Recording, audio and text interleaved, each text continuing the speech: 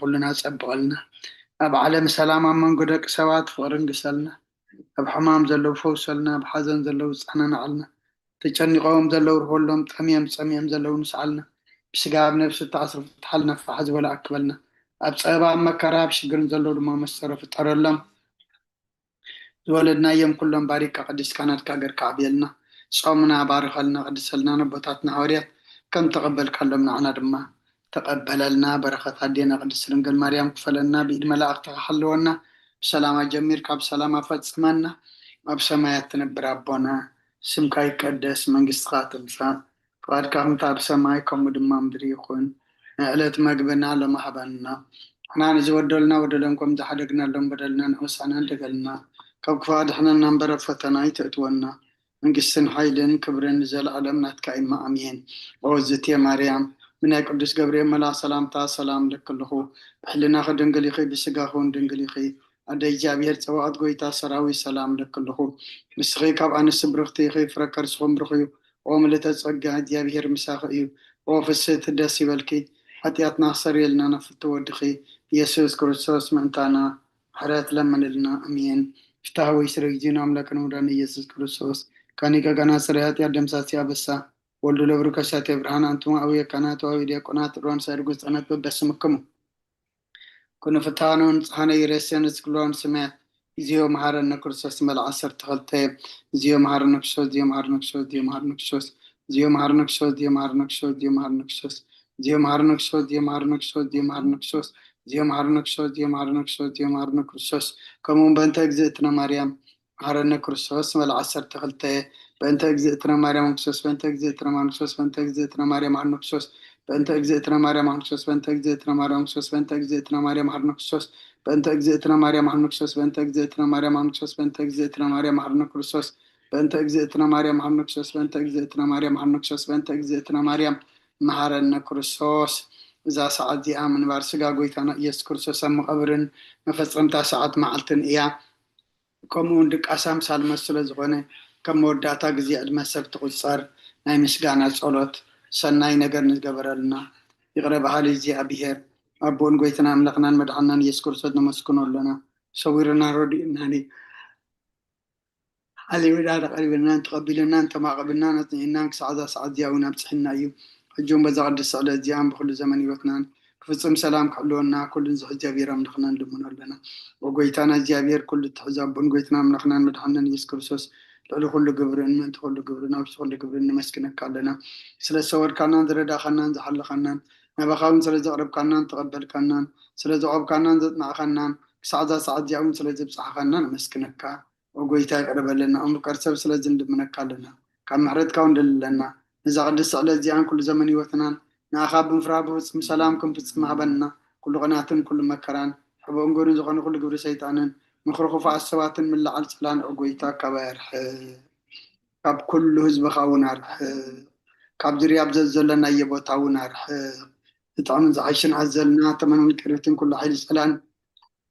كان رجع سلطان ذهب كنا نساق مخاب كل قفاع حننا قال حنان برنا فتناي تأتونا حدا ودها قويتنا ملقنا مدحنا يسكر سوس من تفقر سبيل وزقبر محرات نقرتان نساقا معرم حوم زغنا منفذ قدسن سكانا صنعتهم بوزل لك على من كل سعان نزل على أمين يعني الصحا مزمور حمسان حدن وأملاك كم سالخا محرني كم تعبير راغا أبساي دمسس كاب أبساي تبيك حسبني كاب حتى وين أسريني أنا أبساي فلت اللهم حتى كل جزيب كل ما إيو بزربا خاص عدق فرد خانس وان كاتر كبس أنا الآخر تراي بدلكو أبكن ميخا أكي جوركو إنه بقى أبسات وددكو نيك أبا حتى تنستني إنه أنا حق أو اشتغلت لديو أبعو أنتو محرني أنت غصار سوسم عزات بيني كبررك صعود صعبني تنزغت كت كاين عصمت حق وساس باتان حق وسنا اسمعني قد كها حتى كولو نبزل أبسايون دمسسو وأملاخ صوري لب فتر اللي صنع منفسك أو اشتحدث كابقد كاي دربيني قدس منفسك أو نايتكدفني حق اسم الحان كامل سلي فقادنيا منفسكون دقفني ما قد خانو مفرس غمرهم إيه حتى أنا غاقم اللوس يوم وأملاخ من الحني كاب على دم أنا كفني لساني يصير كهل الكتب له إياه ويتا أفهم يسقانا خنا قرص خنا فليك فات مسوات بهاب بلكاني مسوات مرارة تبقوني خامو مسوات أملاخ سوق المنفسيو وأملاخ نسورون كنت نبايت نغنيها نسيم صقها سناي قبرلا مكاتات يروساليم ندق شو مسوات صدق بزحر مسواتي بمل مسوات بحكم لك أيو شو عم مسوي إخا أراحو خرب لك أيوم هاليلويا صلاة يديك أس الكرسان قسين أملاخين مسكان أقرب له حاتياتك حرق لك لمنو على هيوت يسمع لنا أبونا بملاك سلام مزمور داويت 230 أدينا ممهر سارة مزمور داويت 231 حاونا ممهر تغل ماريا مزمور داويت 232 أدينا بري مزمور داويت 233 234 أنا خاب صحيح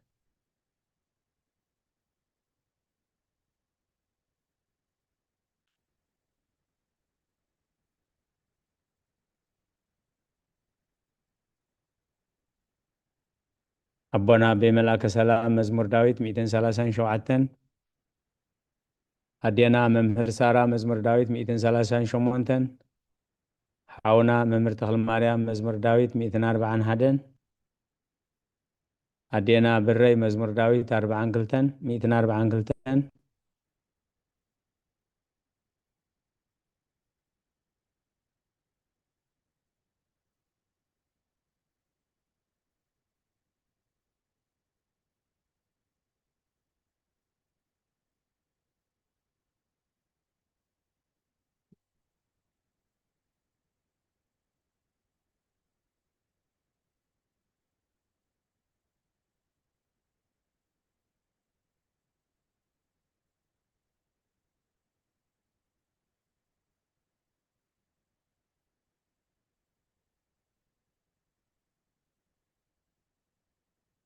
مزمور داويت 240 شوعتن أدينا ممهر سارة مزمور داويت 240 شمنتن حاونا ممهر تغل مريم عاويلكم كتب سهلنا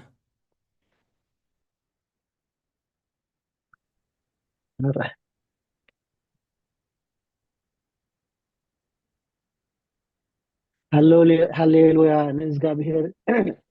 ኣብ ሰማያት ኣመስግንዎ ኣብ ኣርያም ኣመስግንዎ ኩልኩም መላእክቱ ኣመስግንዎ ብዘለኹም ሰራዊቱ ኣመስግንዎ ኣተን ፀሓይን ወርሕን ኣመስግንኦ ኣተን ብርሃት ከዋክብቲ ኣመስግንዎ ኣቶም ናይ ሰማያትን ኣብ ልዕሊ ሰማያት ዘለኹም ማያትን ኣመስግንዎ ንሱ ኣዚዙ ተፈጢሮም እዮም እሞ ንስም እግዚኣብሔር የመስግንዎ ንዘለዓለም ዓለም ኣቆሞም ዘይሓልፍ ሕጊ ከዓ ሃቦም ንእግዚኣብሔር ካብ ምድሪ ኣመስግንዎ ኣቶም ገበላት ባሕርን መዓሙቕን ኩልኹም ኣቱም ሓውን በረድና ሰሓይታን ግመን ቃሉ እተስልጥ ወብላን ኣቱም ኣኽራንን ኮረቢትን ኩልኹም ትርኢቲ ኣእዋምን ፅሕድታትን ኩልኹም ኣራዊትን ኩልኹም እንስሳን ለመም እትብሉን ነፈርቲ ኣዕዋፍን ነገስታት ምድርን ኩልኹም ኣሕዛብን መሳፍንትን ኩልኹም ፈረድቲ ምድርን ኣግባዝን ጎራዙትን ዓበይቲ ምስ ንኣሽቱ ስሙ በይኑ ልዑል እዩ ግርምኡ ኣብ ልዕሊ ሰማይን ምድርን እዩ እሞ ንስም እግዚኣብሔር የመስግንዎ ንህዝቡ እውን ቀርኒ ኣልዓለ ስለዚ ኩሎም ቅዱሳኑ ደቂ እስራኤል እቲ ዝቐርቦ ህዝቢ የመስግኖ ኣሎ ሃሌሉያ ሃሌሉያ هللويا እግዚአብሔር ቅዱስ ኃያል ቅዱስ ሕያው ዘይመውት ወንጌል ሉቃስ ምዕራፍ 2 ካብ ቁጥሪ 25 ክሳብ 32 እንሆ ድማ ኣብ ኢየሩሳሌም ስምዖን ዝበሃል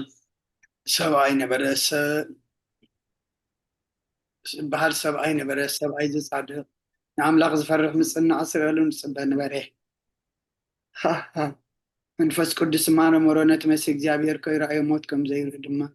መንፈስ ቅዱስ ተገሊጹሉ ነበረ ብመንፈስ ከዓ ናብ ቤተ መቅደስ መፅአ ወለዱ ነቲ ኢየሱስ ህፃን ከም ስርዓት ክገብርሉ ምስኣተው ስምዖን ድማ ብኢዱ ሓቁፎ ንኣምላኽም ከም ዝናበለ ባረኽዎ ወጎይታይ ነቲ ናዛ ምግላፅ ብርሃን ህዝብካ እስራኤል እውን ክብረት ክኸውን ኣብ ቅድሚ ኩሉ ዘዳለኻዮ ምድሓንካ ዓይንተይ ካብ ረኣያስ ሕጂ ከምቲ ሰረባኻ ንባሪኻ ብሰላም ተፋንዎ ኢኻ በለ ምስጋና ንእግዚአብሔር ኣምላኽ ይኹን ኣሜን ኦ ክርስቶስ ኣምላኽና ብሰረባኻን መንፈስ ቅዱስን ለምን ኩሉ ሰዓት ንሰግደልካ ኣሎና ኣሜን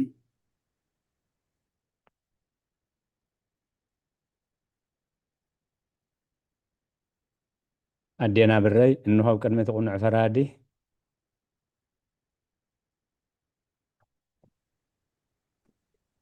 الشبنة إنه أبكنا تقول فرادي كقوم تدالي اللهم أبتنا يمجك إذا حلف أدمين كنا نم فردن بقوع سلزخوني ببسح محرت حاتياتي رعدن انقد كدن اللهم جن كان بسي جنا أمريت نبرخ بحلوخسي تنسحي مغنيات مريت أب مقابر أي ودسون يوم أمت كأزز كورو يلبون أب جهنم زمسكنا يلبون أما خابدك أستكيستان سيخي نام مدحانيخي بنصحة وأملخي محرنن أدحنن النابل كيتا محساني سبحان الأب والمنفس قدس هذا أملاك أمين بروح شات أمسينا بساتنا آمين الهوت يسمعنا مرسارة موال سب زي ودا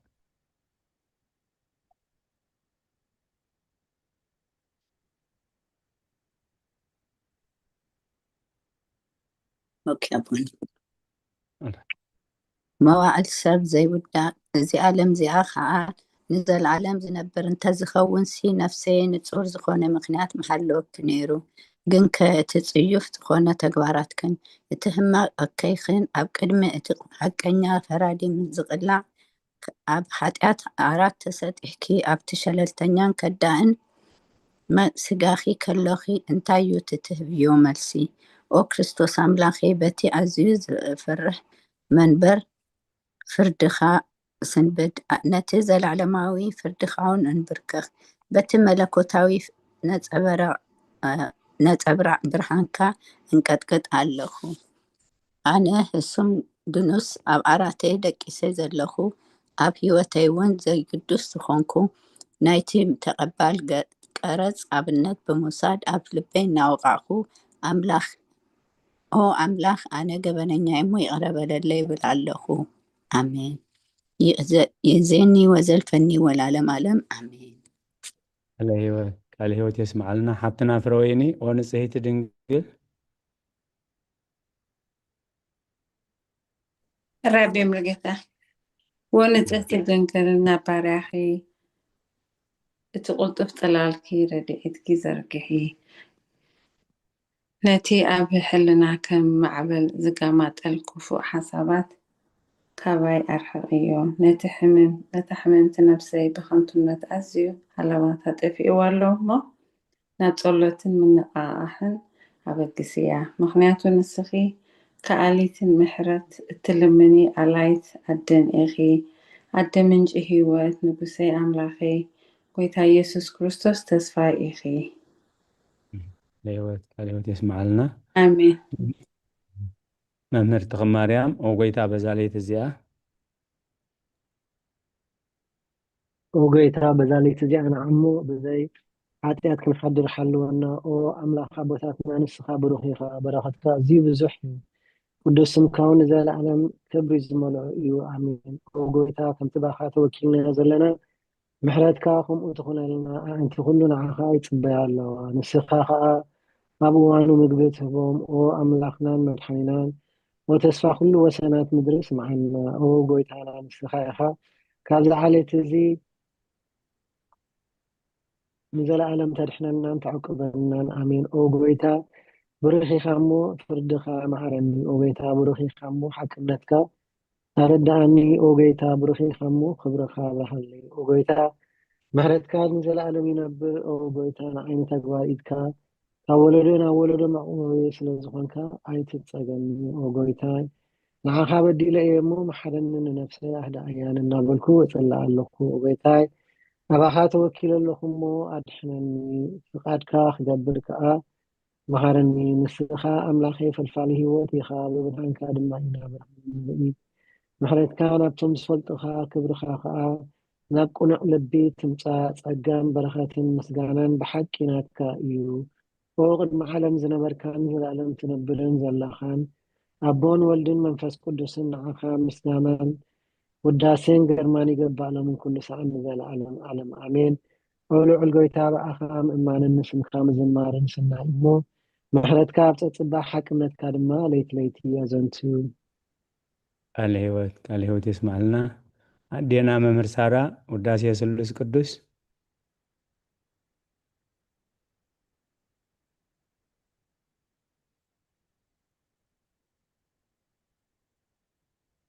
ውዳሴ ስሉስ ቅዱስ ቅዱስ እግዚአብሔር ቅዱስ ኃያል ቅዱስ ሕያው ዘይመውት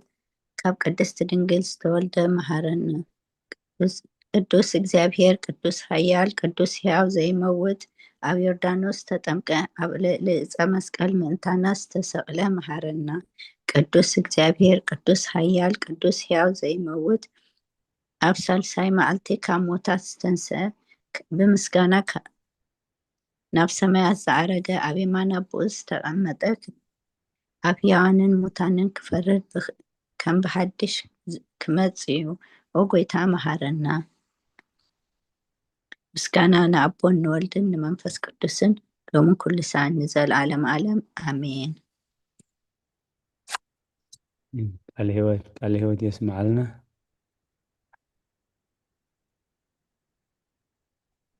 አሜን። አባና በመልአከ ሰላም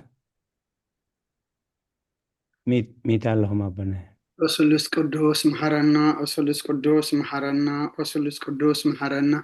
ወጎይታ ኃጢአትና ሓደገልና፣ ወጎይታ በደልና ይጸብጽበልና፣ ወጎይታ አበሳና ይቅርበለልና፣ ወጎይታ ንሕማት ካብ ፀሓዮም መምት ትቅድስም ካልካ ፈውሶም፣ ወጎይታ ነቶም ዝመቱ ኣቦታትናን ኣዴታትናን ኣሕዋትናን ሓትናን ከዓ ነፍሶም ዓርፍ። ካብ ሓጢአት ዝኮንካ ጎይታ መሐረና፣ ካብ ሓጢአት ዝኮንካ ጎይታ ርድአና፣ ልማናና ከዓ ተቀበለልና። ክብርን ምስጋናን ብፍጹም ማዕርግን ቅድስናን ንዓኻ ይግባእ። ኣሜን። ጎይታ መሐረና፣ ጎይታ መሐረና፣ ጎይታ ባርከና፣ ወጎይታ ብቕዓት በረና። ምስጋና ከምዚልና ክንጽልብ ሰማያት ትነብር ኣቦና ስምካ ይቀደስ፣ መንግስትኻ ትምጻእ፣ ፍቃድካ ከምታ ኣብ ሰማይ ከምኡ ድማ ምድሪ ይኹን። ንዕለት መግብና ለማሃበና ንሕናን ዝበደሉና በደሎም ከም ዝሓደግናሎም በደልና ንሕመሳና እንደገልና ክፋድሕነና እምበር ኣብ ፈተና ይተእትወና። መንግስትን ሓይልን ክብርን ንዘለኣለም ናትካ እሞ ኣሜን። ኦ እግዝእትየ ማርያም ናይ ቅዱስ ገብርኤል መልአክ ሰላምታ ሰላም ለክለኹ ሕናኸ ድንግል ኢኺ ብስጋኹን ድንግል ኢኺ ኣደ እግዚኣብሔር ፀዋት ጎይታ ሰራዊት ሰላም ለክለኹ ንስኺ ካብ ኣንስቲ ብርክቲ ኢኺ ፍረ ከርስኹም ብሩኽ እዩ። ኦ ምልዕተ ጸጋ እግዚኣብሔር ምሳኺ እዩ። ኦ ፍስሕቲ ደስ በልኪ ሓጢአትና ክሰሪየልና ነፍቲ ወድኺ ኢየሱስ ክርስቶስ ምእንታና ምሕረት ለምንልና ኣሜን። ቃል ሕይወት የስማዓልና። ኣዴና ብረይ ምስጋና ንቅድስቲ ድንግል ማርያም ረብነ ምስጋና ንቅድስቲ ድንግል ማርያም ቅድስቲ ምልዕተ ጸጋ ኩሉ ግዜ ድንግል ዝኾንኪ ወላዲት ኣምላኽ ኣደ ክርስቶስ ሰላም ንብለኪ። ምእንቲ ሓጢአትና ክሓድገልና ናብ ፍቁር ወድኺ ጸሎትና ኣርግልና። ንሓቀኛ ብርሃን ኢየሱስ ክርስቶስ ኣምላኽና ዝወለድክልና ቅድስቲ ድንግል ሰላም ንብለኪ። ንሓጢአትና ነፍስና ሓዲጉ ክምሕረና ናብ ጎይታና ለምንልና።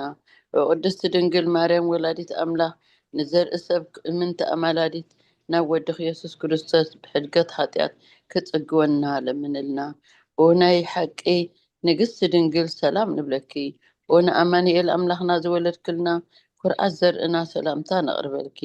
ኦ ድንግል ብጎይታ ኢየሱስ ክርስቶስ ዝተኣመነት ኣማላዲት ሓጢአትና ምእንቲ ክሓድገልና ተዘከርና። ኣሜን ኣሜን። ቃል ሕይወት የስማዓልና። ብሮይና ሃብትና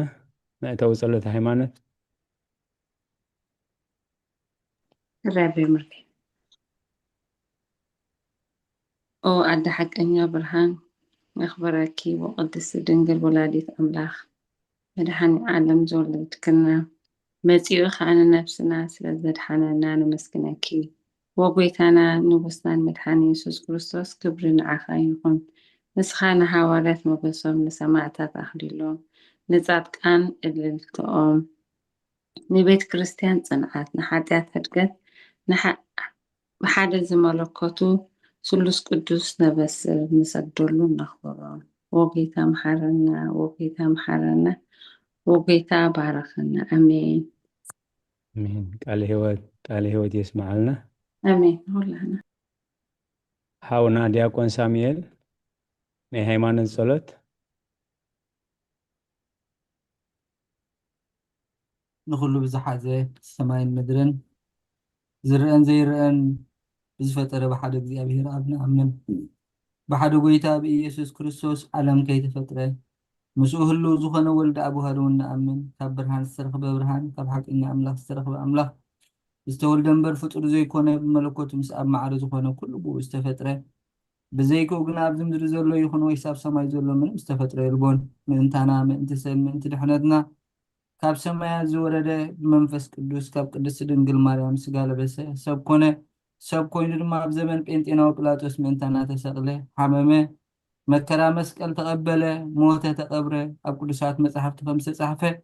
ኣብ ሳልሳይ መዓልቲ ካብ ሞታት ተፈሊዩ ተንስአ። ኣልዕል ኣቢልና ቡን الراي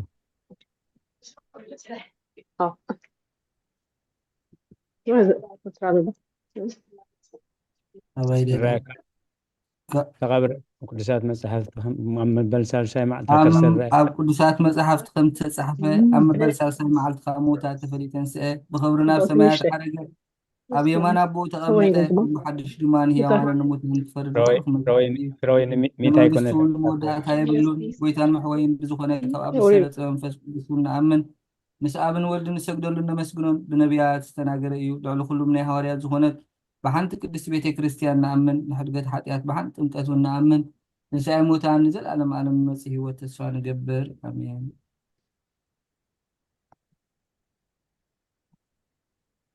ጎይታ ጸሎትና ሰሚዕኻ ኃጢአትና ሓደገልና ክርያላይሶን ክርያላይሶን ክርያላይሶን ክርያላይሶን ክርያላይሶን ክርያላይሶን ክርያላይሶን ክርያላይሶን ክርያላይሶን ክርያላይሶን ክርያላይሶን ክርያላይሶን رسحي ده قال سلا زخمتي ሶን ቀጽል በነ ክርያላይሶን ክርያላይሶን ክርያላይሶን ክርያላይሶን ክርያላይሶን ክርያላይሶን ክርያላይሶን ክርያላይሶን ክርያላይሶን ክርያላይሶን ክርያላይሶን ክርያላይሶን ሶን ክርያላይሶን ክርያላይሶን ክርያላይሶን ክርያላይሶን ክርያላይሶን ሶን ክርያላይሶን ክርያላይሶን ክርያላይሶን ክርያላይሶን ክርያላይሶን ሶን ክርያላይሶን ክርያላይሶን ክርያላይሶን ክርያላይሶን ክርያላይሶን ሶን ክርያላይሶን ክርያላይሶን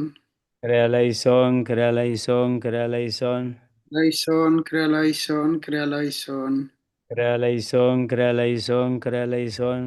ሶን ክርያላይሶን ክርያላይሶን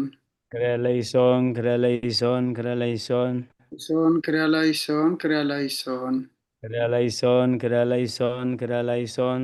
ሶን ክርያላይሶን ክርያላይሶን ክርያላይሶን ክርያላይሶን ክርያላይሶን ሶን ክርያላይሶን ክርያላይሶን ክርያላይሶን ክርያላይሶን ክርያላይሶን ሶን ክርያላይሶን ክርያላይሶን ክርያላይሶን ሃብትና ፍረ ወይኒ ተወልደ ቅዱስ ቅዱስ شبنا موعدكم እግዚአብሔር ይመስገን። اسمع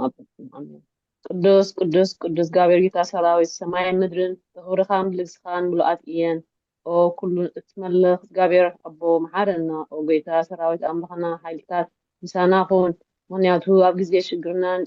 ጭንቀትናን ዘይካኻ ረዳእ የብልናን። ኦ ኣምላኽ ኣቦና ሕደር ኣባና ሕደር በደልና ቀረታን ምሕረትን ዝበለና እቲ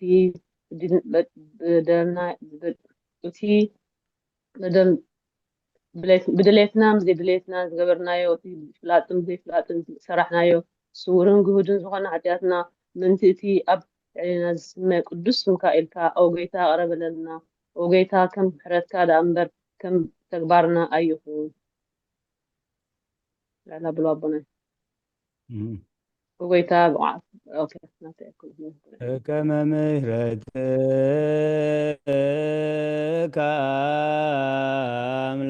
አምላክነ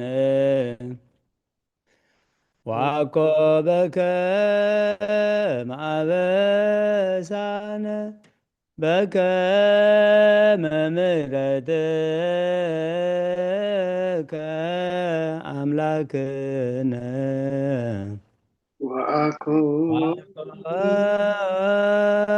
በከመ አበሳነ በከመ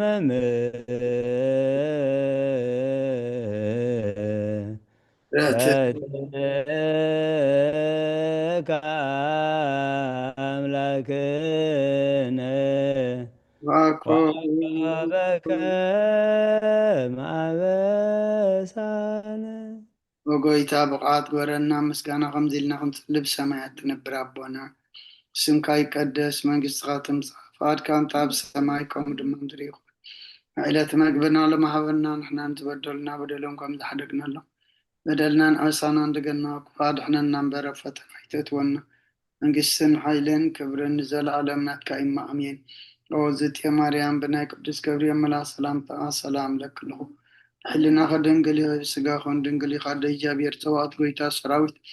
سلام لك له نسخك وانس برختي غفر كرسهم برغي وم لتسقى إيجابير مساخي وفس تدسي بلكي حتياتنا سريلنا نفت ودخ إياس كرسوس من تانا محرات لمن لنا أمين ناين الساعات صلوات وقويتا بزامعات زيابكم يخا بتقباركم بقال حسابكم بكل واسطنا زحط عنايو تسخار روحون مكبر سبن سلازقنكا انت تقدسم كالكا تعرقنا نحدقلنا أملاق سلام كن حضر سلامة وتيتابنا أبزانا يدك أسك زينا خاب كل تشنكتنا تساقبرنا كاب كل خفاتن كاب كل فتنا سلام كحلونا خانا سلام الأكال أخلنا بساقام برهران تمكبر سبزقني حدا ودخا قويتنا أملاقنا مدحنا يسكر سوس يتمون مسؤون كبرن وداسيان قرمان ذلوكا معري خامس زخون وهبوت منفس قدسن مسقانا يقبعك حجن نزال عالمن أمين تحرنا توقف ساعات صلوت وقويتا محرنا محرتكا ونبزحلنا وأمنا توقف ساعات انجزين أب سماينا مدرين خورا السقر الكا كرسوس من عملخنا بعدنا ويت عقسم زق مراتن سنات ملاخا روحن نتمانا زقدمايم حتى تنياتات محر نحات بن السحات مليسو هيوات كنبر برموت زي تدلي من تصبيهم زل تسوى سمايات كرقبو كلهم نبدأ احنا تتقدم وقويتا أبزا ساعات زيان أب كل ساعات لمانا نتقبل واتنا كان علنا تزازات كان قبر مرحنا منفسنا قدس سقانا حساباتنا ننصيه تمنيتنا ونسمر إمامنا فوس حتياتنا حدا قلنا كاب كل خفا عزان سكيات تبرد عنا قلونا ممكن نقبو قدسان ملاخ تخحلونا ناب وهدات ابنات كان من رحمة انتي ناب تزي مرمرن زي وسن تترك عم بس حد لنا السخان زال عالم بروخ أمين وقويتا بقعات كبرنا مسكانا خمزيلنا خنصلي بسمايات تنبر أبونا سمكا يقدس من السخات مسا فار كام تاب سماي كمر ما مدريخون عائلة مقبنا لما حبنا احنا نزودلنا بدلهم كم زحدقنا لهم بدلنا نأسانا دقلنا كاب فاد احنا نمبر فتنا يتتونا نقسل حيلين كبرن زال عالمنات كايما أمين عزت يا مريم بناي قدس جبريل ملا سلام سلام لك الله حلنا غدن قلي غيب سقاخون دن قلي غيب عند جابير توات كويتا سراوي سلام لك الله مسخي كاب عن السبرغتي غفر كرسهم برغي وملي تسقى جابير مساخي وفس تدسي بلكي حتياتنا سريلنا نفت ودغ يسوس كريستوس من تانا محرات لمن لنا امين كبرن مسقانا املاخ يخون جابير سمع الناس جابير يقبله ترفق زينا املاخ بارخلنا أمين أمين قال هيوت يسمع لنا زخبركم حزب እግዚአብሔር نزقدس ቤተ ክርስቲያን ተህቦ አገልግሎት ግዚኹም ምን ስራሕኩምን ዕረፍትኹም ኣወሃሂድኩም ብኣንቃድዎን ብጥባኣትን ትከታተልዎ ዘለኹም ክሳብ ሰዓት ብድሓነ ሰላም ዓቂቡ በዚ ቅዱስ ኣገልግሎት ክንራኸብ ዝደገፈና ዝረዳእና ልዑለ ባህሪ ፈጣሪና ኣምላከ ቅዱሳን ናይ ባህሪ ምስጋና ብፅሓዮ ሎሚ ከም ፈቓድ እግዚኣብሔር ራእይ ዮሃንስ ኢና ክንርኢ ሓድሽ ኪዳን ኣብ 5 ዓበይቲ ክፍልታት እዩ ዝኽፈል እቶም ቀዳሞት 4 ወንጌላውያን ካልኣይ ግብረ ሃዋርያት ሳልሳይ እቶም 14 መልእኽታት ሃዋርያ ቅዱስ ጳውሎስ መድሕሪኡ እቶም 7 መልእኽታት ማለት የሓደ ያዕቆብ 2 ጴጥሮስ 3 ይሁዳ 4 3 ናይ ዮሃንስ 7 መልእኽታት ካቶሊኮስ ዝብልዎም እዚ ራእይ ዮሃንስ ከዓ 5 ማለት እዩ ስለዚ ንባብ ናይ ቁፅሪ 1 ካብ 1 ክሳብ 8 ዘሎ መእተውን ራእይን ዝብል ዘሎ ሓብትና መምህርቲ ምኒት ካብ 9 ክሳብ ፍጻሜ ዘሎ ከዓ ኣዴና ኤልሳቤጥ ራእይ ዮሃንስ ምዕራፍ 1 ቁፅሪ 9 ክሳብ ፍጻሜ ዘሎ ኣዴና ኤልሳቤጥ ክርስቶስ ብራእይ ከም ዝተገልጸ ይብል ካብ 1 ክሳብ 8 ዘሎ ሓብትና መምህርቲ ምኒት መእተውን ሰላምታን ይብል ሓብትና መምህርቲ ምኒት ናባኸ أي مسألين زلوا قلت ملو ኦኬ حري حج حري ماشي. ممر تمنيت ايش بدنا نتكلم فيه؟ دابير بس. رأي يوهانس معراف حدا مأتون سلامتان اتغطيفو خاوز ዘለዎ ንባሮት ምእንቲ ከርእዮም ኢሉ ኣምላኽ ዝሃቦ ናይ ኢየሱስ ክርስቶስ ራእይ ብኢድ መልኣኹ ሊኢኹውን ንባሪኡ ዮሃንስ ኣርኣዮ ንሱ ንቓል ኣምላኽን ንምስክር ኢየሱስ ክርስቶስን ነቲ ዝረኣዮ ዘበለ ኩሉ መስኪሩሎ እቲ ዘመን ቀረባ እሞ እቲ ነዚ ቃል ትንቢት እዚ ዘንብብን እቶም ዝሰምዕዎን ነቲ ኣብኡ ተጻሒፉ ዘለውን ዝሕልውዎን ውፅኣን እዮም ዮሃንስ ነተን ኣብ እስያ ዘለዋ 7 ማሕበራት ካብቲ ዘሎን ዝነበረን ዝመጽእን ካብቶም ኣብ ቅድሚ ዝፋኑ ዘለዉ 7 መናፍስትን ካብቲ እሙን ምስክርን በኽሪ ሙታትን ርእሲ ነገስታት ምድሪ ዝኾነ ኢየሱስ ክርስቶስ ከዓ ጸጋን ሰላምን ምሳኻትኩም ይኹን ንኡ ነቲ ዘፍቅረና ዘሎ ካብ ኃጢአትና እውን ብደሙ ዘንጽሃና ንእግዚአብሔር አብኡ ንመንግስትን ካህናቱን ክንኮኖ ዝገበረና ክብርን ስልጣንን ንዘለዓለሙ ዓለም ንኡ ይኹን አሜን እነሆ ብደመና ይመጽእ ኣሎ ኩለን ዓይንትን እቶም ዝወግእዎን ከዓ ክርእይዎ እዮም ብዘለዉ ዓሌታት ምድሪ እውን ክበኺዩ እዮም እወ አሜን አልፋን ኦሜጋን አኔ ይብል እቲ ዘሎን ዝነበረን ዝመጽእን ሁሉ ዝኽእል እግዚአብሔር አምላኽ አሜን ቃል ህይወት يسمعلنا تشعت أنا دي هو alright أنا يوهنس حوكم عبتي أب يسوس زلو سببان منجستن تعجستن مما قلتهم ما أنتي قال أملاخن ما أنتي مسكر يسوسن عبتا باتموس هو باتموس ودسيت باتموس اتبهل دسيت نبركو بمعاتي قويتا بمنفس كونكو بدحري كأ زي تريو زلوخا أب مصحف صحيفكا نابتن أب إفسون سميرنان بيرغاموسن تياتيران سارديسن فيلادلفيان لوديكيان زلوا 7 محبرات سلدو زيبل كم ناي ملخت زبالي برتوع دمسي سمعكو نتي زي زاربني زلو دمسي خرئي خاء قلص بالكو قلص مس بالكو ون 7 قوامتي اندل ورقي ريخو اما اكل اتم 7 قوامتي اندل كأ كسع اقرو اتخدني بقنات ورقون كسع اف لبو اتعطقه ودي سب زيمسل ريخو رؤسون صغرون صعدا خم صمري صعداون كم اسحيتا ايو عينتون كم هلتا حوئيا اغارو حقودو عقادو وزمزات بوعو عقادو زمزات بوعو محريش شاقل زي عقادو ماليدي حراي كم زرسنة ينصبارق أسرازي ليبانوس يمسلا دمصون كم دحاي بزح مايات إيو أب يماناي إيدو 7 خواخبتي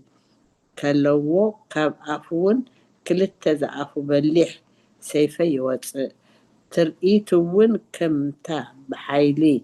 تبرح صحاي إيو مسري أخوو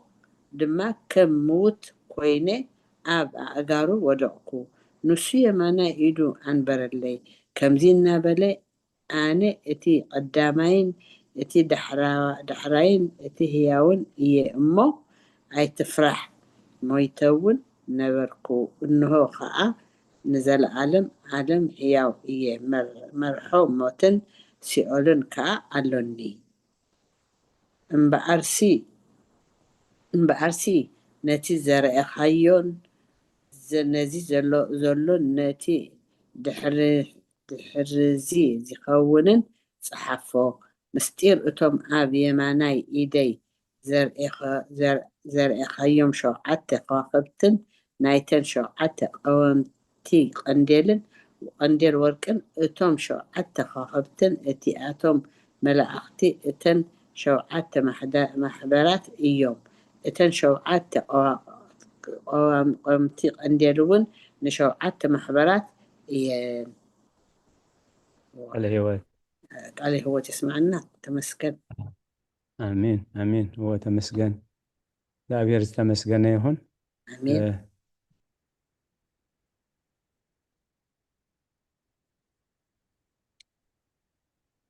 ሎሚ ከም ፍቃድ እግዚአብሔር ንሪኦ መእተዊ ናይ ዝኾነ ንብቦ ፀናሕና ራእየ ዮሃንስ እዩ ከምቲ ኩሉ ግዜ ዝገብርዎ ሰናይ ተግባር ከዓ ሓውና መምህር ተኽሉ ኣዳልዮም ተርጊሞም ፅሒፎም ሰዲዶምልና ኣለው ዘበን ኣገልግሎቶም ይባርክ እግዚአብሔር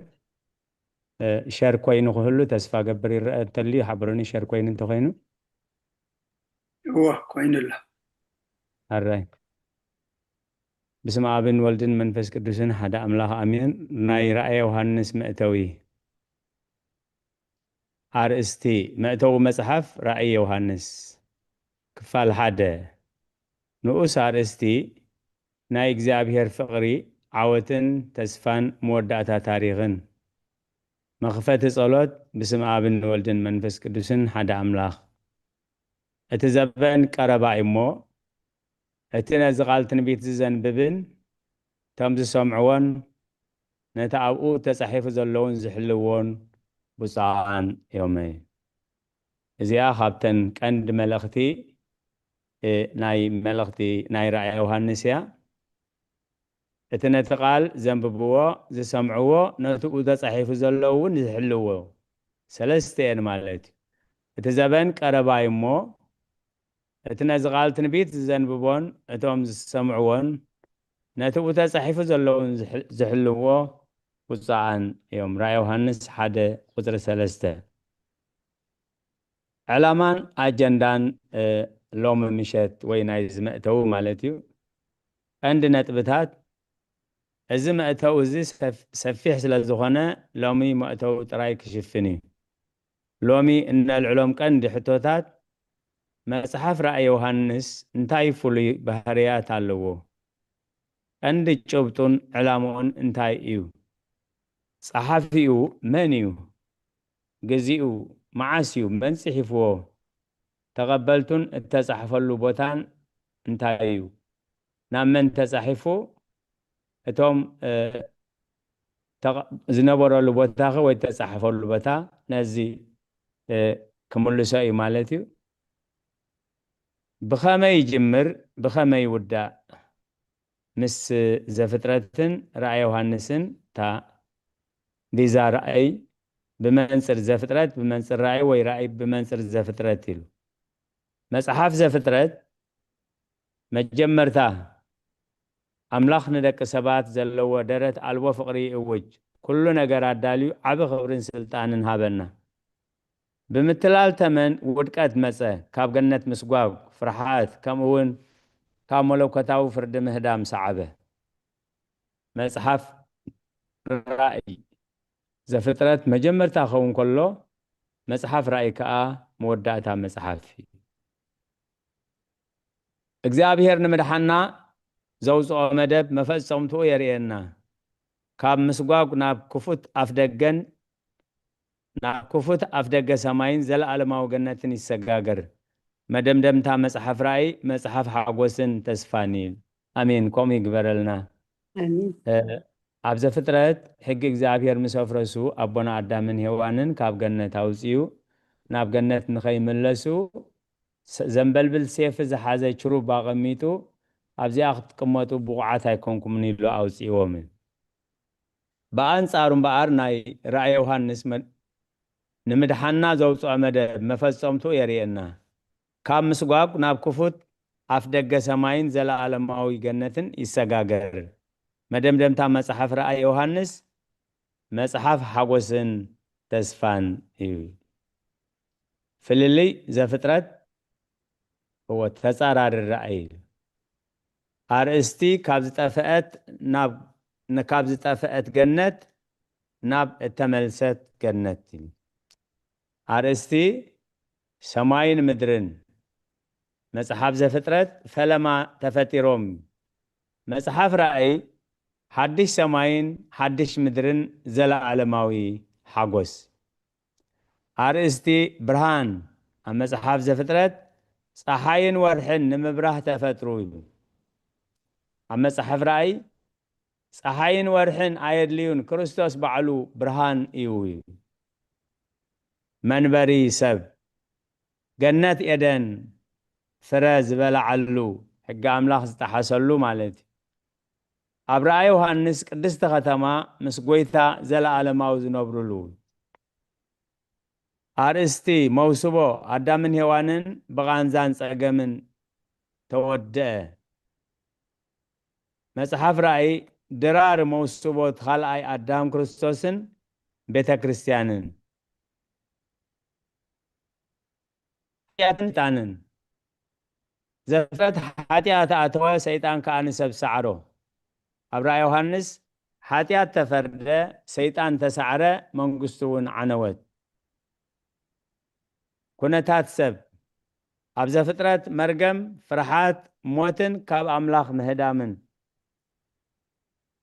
أبرأي يوحنس زلا على موبسنا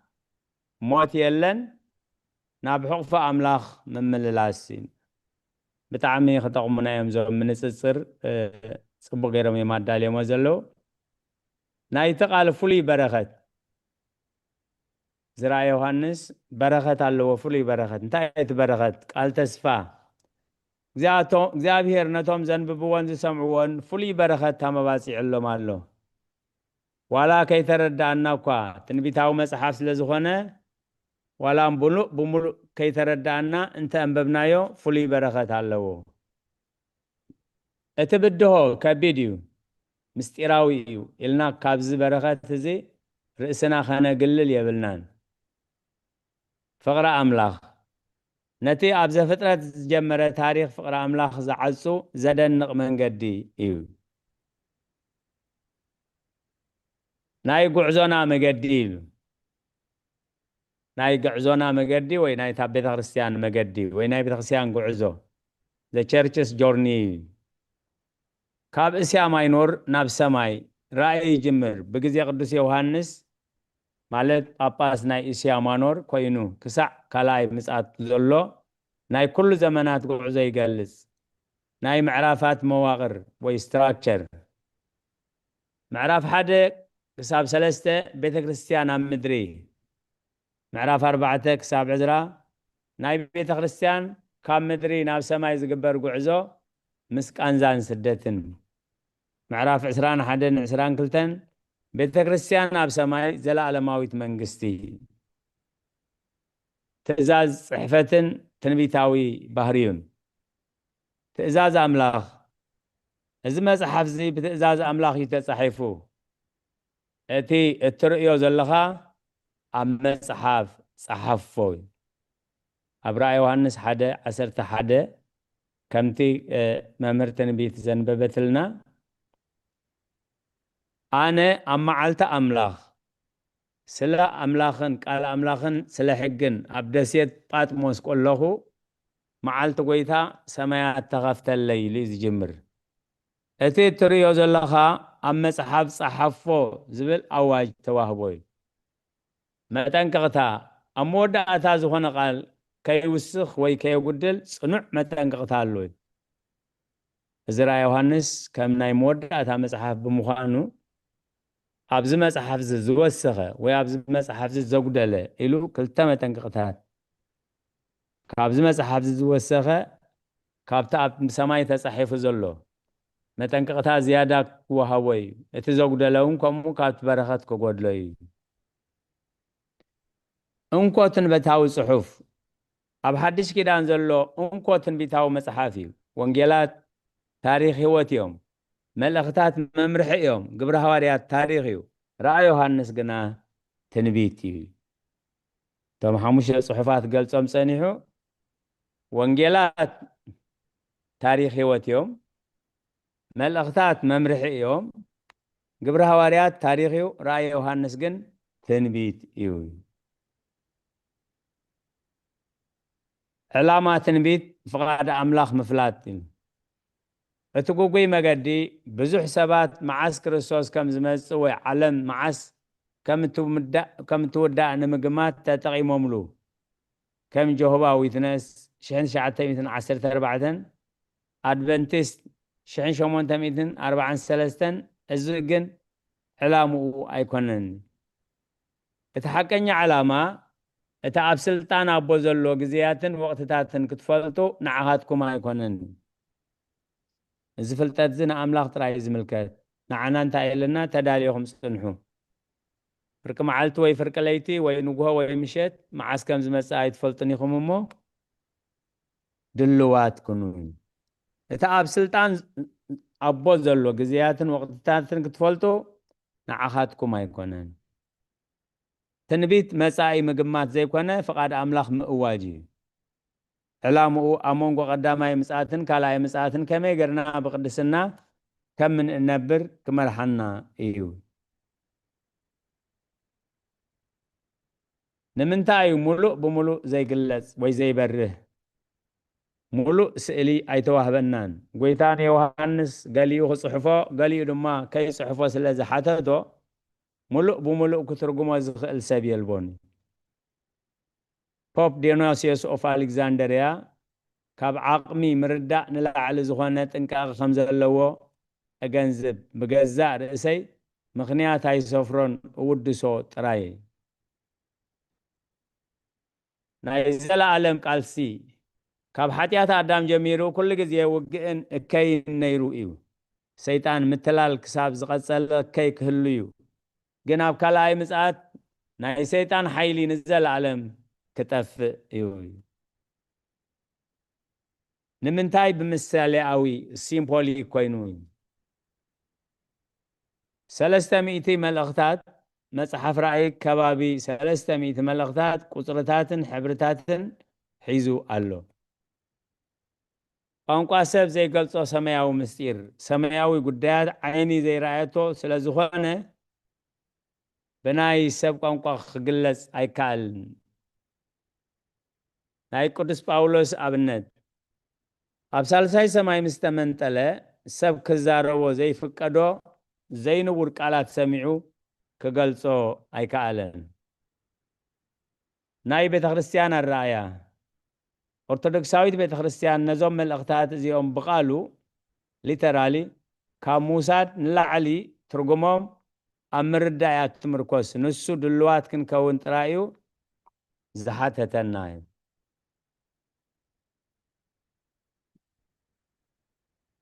رأي يوحنس معرف حدا مثالي أوي وي سيمبوليك كتر حدا شوعت ملآتن قدسناني كتر شوعت أما صحف رأي بتدقاقامي يلعل شوعت محتهم شوعت ملاختي شوعت سمايات شوعت سوا شوعت أبيات كريستياناتي ترجمو أما صحف قدس كتر شوعت نايم ملآت perfection في السمنان ملكوتاو عرفتن ملكتيو እግዚአብሔርና ዓለም ኣብ 6 መዓልቲ ፈጢሩ ኣብታ መርገጽ ሻዋዓይቲ መዓልቲ ከም ዝዓረፈ እዚ ቁጽሪ እዚ ናይ ኣምላኽ ሙሉእ ስራሕን ትእዛዝን የርእየና እዩ ጻዕዳ ሕብሪ ዋይት ጽድቅን ዓወትን ኣብ መጽሓፍ ራእይ ጻዕዳ ፈረስ ጻዕዳ ዙፋን ከምኡውን ጻዕዳ ዓለባ ዝተኸድኑ ቅዱሳን ንርኢ ትርጉሙ ጻዕዳ ሕብሪ ናይ ቅድስና ንጽህና ሰማያዊ ዓወትን ምልኣት እዩ እቶም ጻዕዳ ክዳን ተኸድኑ ኣመንቲ ካብ ሓጢያት ዓለም ነፂሆም ብደም ትገንሸል ዝጸደቁን ዝሰዓሩን ምዃኖም የረድእ። ሓምራዊ ወይ ቀይሕ ሕብሪ ስካርለት ወይ ፐርፐል ምድራዊ ስልጣንን ዕልወትን። እታ ዓባይ ኣመንዝራን እታ ኣራዊትን ብቀይሕ ሓምራውን ሕብርታት ተሸፊኖም ይረኣዩ። ትርጉሙ እዚ ሕብሪ እዚ ናይ ምድራዊ ሃብቲ፣ ዓለማዊ ስልጣን፣ ግርማን ከምኡውን ናይቶም ንኣምላኽ ዝቃወሙ ሓይልታት ዕልወት ምልክት እዩ። ምስቲ ናይ ክርስቶስ ዝተጻረረ ናይ ትንቢት ምስሊ እዩ። ራእይ ምዕራፍ 1 ምሳሌያዊ ወይ ሲምቦሊክ ቁጽሪ 12 ህዝቢ ኣምላኽን ቤተ ክርስቲያንን እቲ ሓዳሽ ኢየሩሳሌም 12 ደጌታት 12 መሰረታት ኣለዋ። ከምኡውን እቶም ዝተሓትሙ ቁጽሮም እቲ ሓዳሽ ኢየሩሳሌም 12 ደጌታት 12 መሰረት ኣለዋ። ከምኡውን እቶም ዝተሓትሙ ቁጽሮም 1400 ብ12 ትርጉም ቁጽሪ 12 ናይ መለኮታዊ ምሕዳርን ህዝቢ ኣምላኽን ምልክት እዩ። ኣብ ብሉይ ኪዳን ን12 ነገዳት እስራኤል ኣብ ሓድሽ ኪዳን ድማ ን12 ሃዋርያት ይውክል። ስለዚ ምልኣት ናይታ ሰማያዊትን ምድራዊትን ቤተ መቅደስ ዘመልክት እዩ።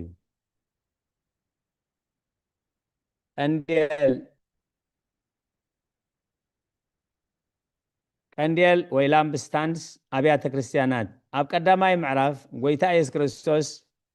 ኣብ ማእከልተን 7 ወርቃዊ ቀንዴላት ደው ኢሉ ይርአ። ራእይ ዮሃንስ 1:20 ካብቲ ዘንበብናዮ ማለት እዩ። ትርጉሙ እቲ መጽሓፍ ባዕሉ ከም ዝፈትሖ እቶም 7 ቀንዴላት ተን 7 ኣብያተ ክርስቲያናት እዮም። ቀንዴል ባዕሉ ብርሃን የብሉን። ካብ ኣምላኽ ዝወሃቦ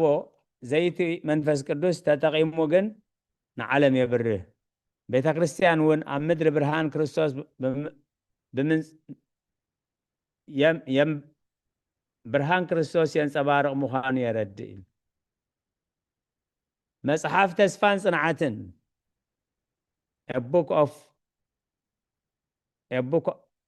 A book of hope and encouragement ኣብ ማእኸል ስደት ዘሎ ደገፍ መጽሓፍ ራእይ ኢየሱስ ክርስቶስ እቲ ሰዓሪ ኣብ ማእከል ቃንዛን መከራን ቤተ ክርስቲያኑ ከም ዘሎ የረድእ። ንሰማዕታት ዝተዋህበ ጽንዓት ነቶም ብሰንኪ እምነቶም ዝስደዱን ዝቕተሉን ዝነበሩ ቀዳሞት ክርስቲያን ጽንዓትን ተስፋን ሂብዎም። እቲ ዓስቢ ዋላ ክሳብ ሞት እንተበጽሑ ንክርስቶስ እሙናት ክኾኑን ኣብ መወዳእታ መንግስቲ ኣምላኽ ከም እትስዕር እቲ ክርስቶስ ዘተስፍዎ ዘለኣለማዊ ዓስቢ ከም ዝዓጽዱን የረጋግጽ። መጽሓፍ ዓወት ኣብ መጀመርያ መጽሓፍ እምነት፣ መጽሓፍ ተስፋ፣ ዓወት እንዳበለስ፣ መጽሓፍ ንስሓ እንዳበለስ ስለ ዝኸደ ንዕአን ዝርዝረልና ኣሎ እቲ ምእተዊ። መጽሓፍ ዓወት እቲ መንፈሳዊ ውግእ A book of victory ቀጻሊ ቃልሲ ኣብ መንጎ ጽድቅን እከይን ዘሎ ቀጻሊ ቃልሲ ብዓወት ጽድቂ ከም ዝውዳእ የርእየና። ውግእ አንጻር ዲያብሎስ እግዚአብሔር ኣብ ወልድ መንፈስ ቅዱስ መላእኽትን ጻድቃንን ኩሎም አንጻር ሰይጣንን ኣጋንንቱን ክዋግኡ ተራእዮም። ሰይጣን ድማ ተሳዒሩ ካብ ሰማይ ክወድቕ ቅዱስ ዮሐንስ ርእይዎ። ካብ ሰማይ ክወድቕ ከሎ ቅዱስ ዮሐንስ ርእይዎ። ምስጢር ዓወት ንሳቶም ድማ ብደም ትገንሸልን ብናይ ምስክርነቶም ቃልን ሰዓርዎ። ራእይ ዮሐንስ 12:11 እንደ ሓሳብ እቲ ውግእ ኣብ መንጎናን ሰይጣንን ዘይኮነስ ኣብ መንጎ ኣምላኽን ሰይጣንን እዩ። እቲ ኣብ ውሽጥና ዘሎ ክርስቶስ እዩ ዕዉት ጅግና እዩ። መጽሓፍ ምስጋና ቋንቋ ሰማይ A book of praise ናይ ሰማይ ማህሌት እዚ መጽሓፍ እዚ ብምስጋናን ፍጽምን ዜማን ጽምድታትን ዝመልአ እዩ። ቋንቋ ሰማይ ቋንቋ ፍቅርን ቀጻሊ ምስጋናን ምዃኑ ነመሃረሉ ህያው ቦታ እዩ ናይ ምድሪ ምስጋና ቀጻልነት እዩ ኣብ ሰማይ ዝዝመሩ መዝሙራት ሓደስቲ ኣይኮኑን ኣቀዲምና ኣብ ምድሪ ኣብ ቤተ ክርስቲያን ዝተማሃርናዮም እዮም ናይ ሙሴ ገንሸልን መዝሙር ኣብ ዘጸአት 15 ዘሎ መዝሙር ሙሴ እቲ ኣብ ናይ ፍርቂ ለይቲ ማህሌት ዘሎ ቀዳማይ ዋዜማ ወይ ሆሴ ኣብ ራእይ ምዕራፍ 15 ውን ተመሳሳሊ ኮይኑ ክዝመር ንርእዮ እዩ ክልተ ቀንዲ ገመዳት ናይ መወዳእታ ምድሓን እቲ ምድራዊ ገመድ እቲ ወሃብ ምድሓን ዝኾነ ደም ጎይታ ኢየሱስ ክርስቶስ እዩ እቲ ናይ መስዋዕቲ ስሙ ገንሸል ዘላም ብዝብል ቃል ኣብ መጽሓፍ ራእይ ልዕሊ 25 ሳዕ ተደጊሙ ኣሎ እቲ ወርቃዊ ገመድ ናይ ንጉስ ሕብሪ እቲ ካልኣይ ምጽኣት ክርስቶስ እዩ ንቤተ ክርስቲያኑ መርዓቱ ናብቲ ክቡር ናይ መላእኽቲ ህይወትን ቀጻሊ ምስጋንን ክወስዳ ከሎ የርእየና እቲ ህያው ስእሊ ኣመንቲ ክዳውንቶም ብደም ትገንሸል ዘጻዕደው ጻዕዳ ተኸዲኖም ጨናፍር ስየ ዝሓዙ በታ ሓዳሽ ሰማያዊትን ኢየሩሳሌም ክሕጎሱ እዮም ክሕጎሱ ንሪኦም መጽሓፍ መሰዊ The New Altar, The Book of New Altar.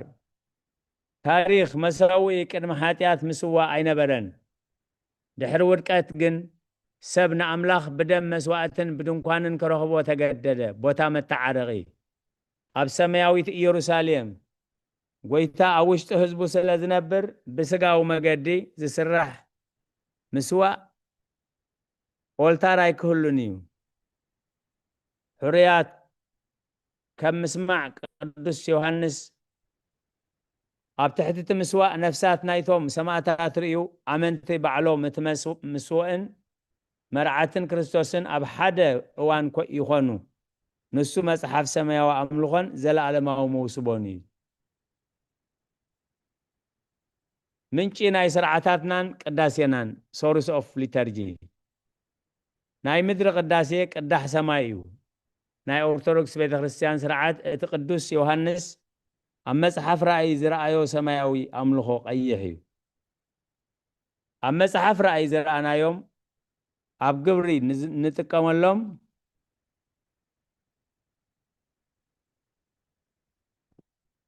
ኣብ ምድሪ ኣጠቃቅማ ብርሃን ይቕረታ ኣብ መጽሓፍ ራእይ ዝረአናዮም ኣብ ግብሪ ንጥቀመሎም ኣጠቃቅማ ብርሃንን ሽምዓን ዕጣንን ቅዱስ እግዚአብሔር ቅዱስ ኃያል ዝብሉ ምስጋናታት ናትካዮ ኃይሊ ክብሪ ግርማ ዝበሉ ጸሎታትን ኣብ እዋን ጸሎት መንበርካኽ ደው ምባልን ካህናትን ዲያቆናትን ዝኽደንዎ ጻዕዳ ክዳን ናይ ክህነት መውጣህቲ ልብሰተ ክህኖ ለይቲ አፖካሊፕስ ናይት ኦፍ አፖካሊፕስ ኣብ ቀዳም ስዑር ቅድስተ ቀዳም ለይቲ መብራህትታን ሽምዓታትን ወልዕና ንሙሉእ መጽሓፍ ራእይ እነንብበሉን እንዝምረሉን ዓብ ስርዓት ኣሎ ኣብ ቀዳም ስዑር ምስተደወለ ክሳብ ማህሌት ዝጅመር እዚ ራእይ ዮሐንስ ይዝንበብ ማለት ኣስማትን ትእዛዛትን ኣመንቲ ኣብ ራእይ እንታይ ተባሂሎም ይጽውዑ ቅዱሳን ካህናት ካልኦት ኣስማቱን ቅዱሳን ሰንትስ እቲ ብብዝሒ ዝተጠቕሰ ስም እዩ ኣብዛ ዓለም ቅዱስ ህይወት ክነብሩ ይጽውዑ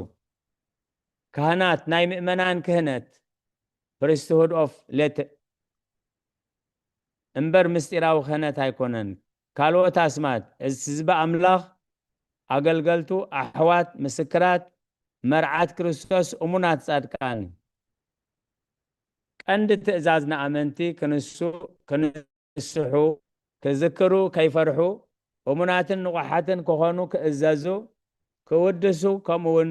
ክሰምዑ ትእዝኒ ዘለዎ መንፈስ ንማሕበራት ዝብለን ዘሎ ይስማዕ ኢሉ ክእዝዝ ማለት እዩ ምትእስሳር ምስ ብሉይ ኪዳን ዘሲምቦሊክ ኤክስዶስ ቀጥታዊ ጥቕሲ የለን ግን ብምልክት ዝመልአ እዩ መፅሓፍ ራእይ ኣብ ብሉይ ኪዳን ቀጥታዊ ቃል ዳይሬክት ኮት ባዕሉ ኣየእተወን ግን ብናይ ብሉይ ኪዳን ፍጻሜታትን ሰዓብትን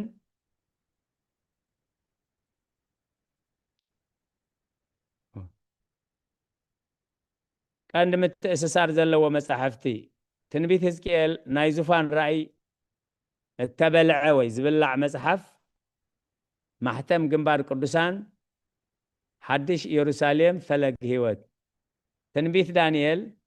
3 ዓመትን ፈረቓን 10 ኣቕርንቲ እቶም ኣራዊት ነብሪ ድቢ ኣንበሳ ወዲ ሰብ ብደመና ክብሪ ክመጽእ ከሎ መጽሓፍ ዘጸአት ሲምቦሊክ ኤክስዶስ ዘጸአት ብደም ገንሸል ፋሲካ ካብ ግብፂ ሙፃእ ክርአ ከሎ ራእይ ድማ ሙሉእ ዘጸአት ካብዚ ዓለም ናብታ ሰማያዊት ኢየሩሳሌም ብናይ ዘመናት መንፈሳዊ ውግእ ኣቢሉ ከመይ ከም ዝፍጸም የርእየና ኢሉ መደምደምታ ቀንዲ መልእኽቲ እዚ መጽሓፍ እዚ ረዚንን ዓሚቑን ስለ ዝኾነ ሎሚ ኣብዚ ኣኽለና ኢሉ ዝመጽእ ሰሙን ንሕና እንተለና ኣምላኽ ከዓ እንተፈቐዶ እቲ ዝተረፈ ክፍሊ ናይቲ መእተዊ ጸሓፊኡ መን እዩ መዓዝ ተጻሒፉ ተቐበልቱ መን እዮም ከምኡውን እቲ ተጻሕፈሉ ቦታ ኣበይ እዩ ዝመጽእ ሰሙን ብሰፊሑ ንሕና እንተለና እግዚኣብሔር ተፈቕዶ ክንሪኦ ኢና ብሩኽ ምሸት እዩ ክብርን ምስጋናን እግዚአብሔር ይኹን ንመልእኽቲ ቅድስቲ ቤተ ክርስቲያን ጽን ኢልኩም ስለ ዝሰማዕኩምዎ ኣብ ትገብርዎ ጸሎት ኩሉ እግዚአብሔር ጽን ኢሉ ይስማዕኹም ስለ ቃላቱ እግዚአብሔር ዝተመስገነ ይኹን ሕራይ ኣጀሚሩ ብሰላም ኣጀሚሩ ዘፈጸመና ልዑለ ባህሪ ፈጣሪና ኣምላከ ቅዱሳን ናይ ባህሪ ምስጋና ኣብፅሓዮ ቶም ድንጉ ኢልኩም ዝኣተኹም ኣብ ራእይ ዮሐንስ ምዕራፍ 1 ኣብ መእተዊ ኢና ምሲና ሕጂ ናይ መዝሙር ግዜና ኣኺሉሎ ሎሚ ብመዝሙር ንእግዚአብሔር ከነገልግሎን እግዚአብሔር ከነመስግኖ ትብሉ ወይ ትብላ ብፍላይ ዘሚርኩም ዘይትፈልጡ ቅድሚያ ዕድል ክንብል ኢና ራይ ሓብተና መምህርቲ ምኒት ኢትካሓፍ ኣቢል ክለኺ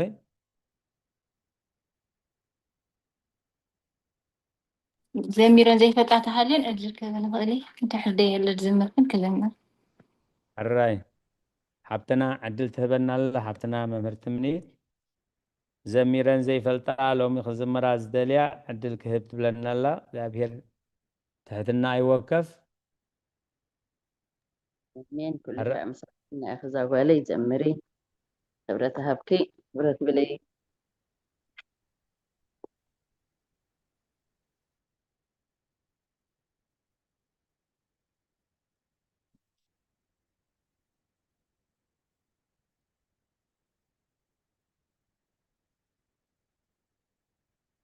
ሕራይ ትምኒት ኣዴና ብረይ ናባኺ ድሓን ዘምር ኢለና ኣለዋ ናባኺ እዩ ካልእ ከዓ ይድሓፍ ዘበለ የለን በስመ አብን ወልድን መንፈስ ቅዱስን ፈጣሪ አሜን ኣብ ውሽጠይ ከለኻ ደሌኹ ካብ ደገ ጽምአይ ዘርውየሉ ፍቕርኻ ብሂገ ኤሎሄ ናበልኩ ልበያ ገሪሄ ምርካብካ ተሃንጤ ክደሌካ እንጊሄ ኣብ ውሽጠይ ከለኻ ደሌኹ ካብ ደገ ጽምአይ ዘርውየሉ ፍቕርኻ ብሂገ ኤሎሄ ናበልኩ ልበያ ገሪሄ ምርካብካ ተሃንጤ ክደሌካ እንጊሄ ከመይሉ ኾነለይ ክትጸንሕ ኣብ ውሽጠይ ኣብ ልበይ ዘለዓሊ ክትኩሕኩሖ ቤተይ ጎተና ርእስኻ ናነጠቦ ኣውሊዕ ትጸንሕ ዶ ኢለካ متنታት ኣካልይ ብፍቕሪ ክትነጽዖ ለካስ ኔርካ ስኻ ዘመናት እህታይ ሃዲካ ክትሰምዖ ኣብ ውሽጠይ ከለኻ ደሌኹ ካብ ደገ ጽምኣይ ዘርውየሉ ፍቕርኻ ብሂገ ኤሎሄ እናበልኩ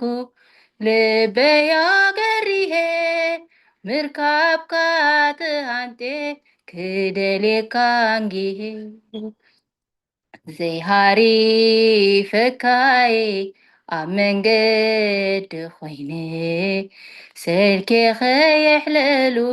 ውሽጠይ ከይፈተሽኩ ደገ ዘቃመትኩስ ኣመል እንዳኣሉ ምንሞ ይጸልኣለይ ደገ ተነቐልኩ ምርካብካ ተሃንቴ ብጽምኢ ከይሕለል ፍቕርኻ ዝብህግ ድኹም ፍጥረት እንዴ ኣብ ውሽጠይ ከለኻ ደሌኹ ካብ ደገ ጽምኣይ ዘርውየሉ ፍቕርኻ ብሂገ ኤሎሄ ናበልኩ ልበይ ኣገሪሄ ምርካብካ ትሃንቴ ክደልየካ እንጊሄ ክንደይከ ይኽእሎ ናይ ውሽጠይ ገሊፀ ብኸምቲ ትደልዮ ቃለይ ከይውሕደካ ልበይ ግን ንሃልካ ይድሄ ስምዓዮ ዳሃይ ድኻ ልበይ ንዝኽሪ ዘይገድፎ ትናብራ ቀደሙ መንሞ ለወዩ ብምሕረት ጠሚቱ ተንጽፎ ብደሙ ኣብ ውሽጠይ ከለኻ ደሌኹ ካብ ደገ ጽምኣይ ዘርውየሉ ፍቕርኻ ብሂገ ኤሎሄ እናበልኩ ልበይ ኣገሪሄ ምርካብካ ትሃንቴ ክደልየካ እንጊሄ ኣንታ ኣምላኽ ፍቕሪ ለካስ ጥበብ ካባ መንክርዩ መስደምም ኣብ ልበይ ጸኒሕካ ኣነን ክደልየካ ኣብዛ ጸልማት ዓለም ብደረት ኣእምሮይ ዘይግመት ኮይኑኒ ፍቕርኻ በሪኹ ገጽካ ዘይክወሎ ፍጡር እንኳዕ ኾንኩ ንስኻ ኣምላኹ ኣብ ውሽጠይ ከለኻ ደሌኹ ካብ ደገ ጽምኣይ ዘርውየሉ ፍቕርኻ ብሂገ ኤሎሄ እናበልኩ ልበይ ኣገሪሄ ምርካብካ ትሃንቴ ክደልየካ እንጊሄ ኣብ ውሽጠይ ከለኻ ደሌኹ ካብ ደገ ጽምኣይ ዘርውየሉ ፍቕርኻ ብሂገ ኤሎሄ እናበልኩ ልበይ ኣገሪሄ ምርካብካ ትሃንቴ ክደልየካ እንጊሄ ስለ መዝሙሩ እግዚአብሔር ይክበር ይመስገን። ስለ ዝተዋሃበና ዕድል ይመስገን። አገልግሎትኩም ይባረክ አቡና። ቃል ወቅትን ደስ ይብለና ዕድመን ጥዕና ንሃብ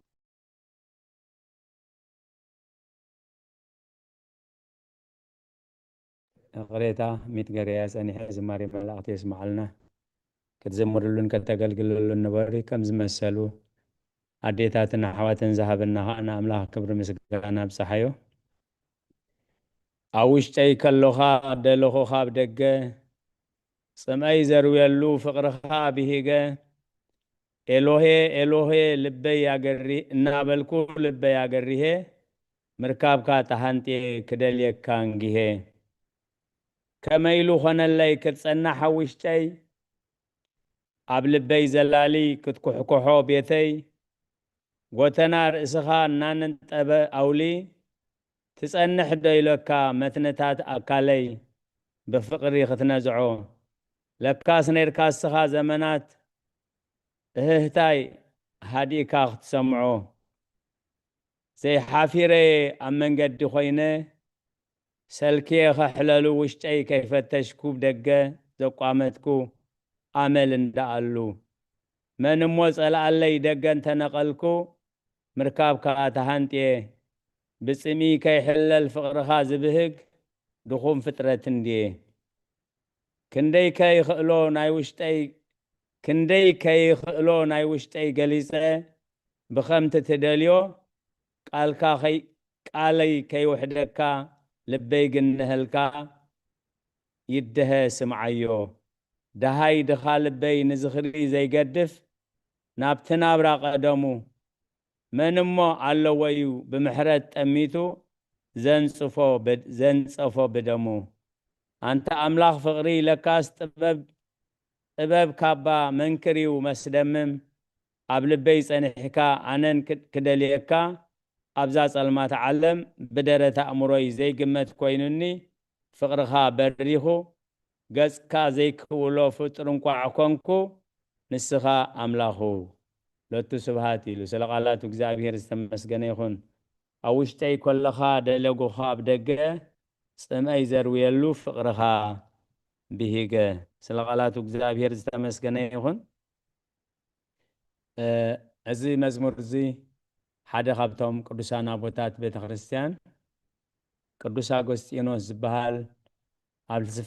بفلسفنا عالم كيدون እግዚአብሔር እንዳደለየ ሁሉ ብዛዕባ ዓዳ ኹትዑደ ተዋኽብቲ ሓደ መዓልትግን ካብ ደቃስ ተባራወርሉ ግዜ በፂሑ ጸልማት ሓሊፉ መዓልቲ ቀሪቡ ኢሉ ካብ መልእኽቲ ሮሜ ከንብብ ምስ ሰምዖ ነቲ መጽሓፍ ቅዱስ ምስ ገዝኦ ብድሕሪኡ ምስቲ መጽሓፍ ቅዱስ ኩሉ ኣእምሮኡ ተገሊጽሉ ናብ ኣምላኽ ምስ ተመልሰ ኣነ ምስ ገደፍኩኻ ንስኻ ይገደፍካንን ኣብ ውሽጢ ይኮለኻስ ኣብ ደገ ደልየካ ነይረይ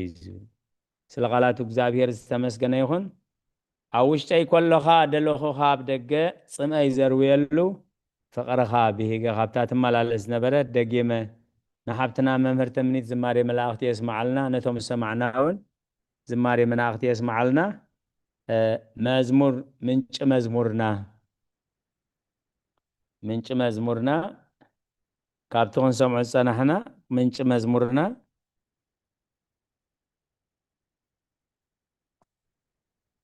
هراي ملكت جوار لي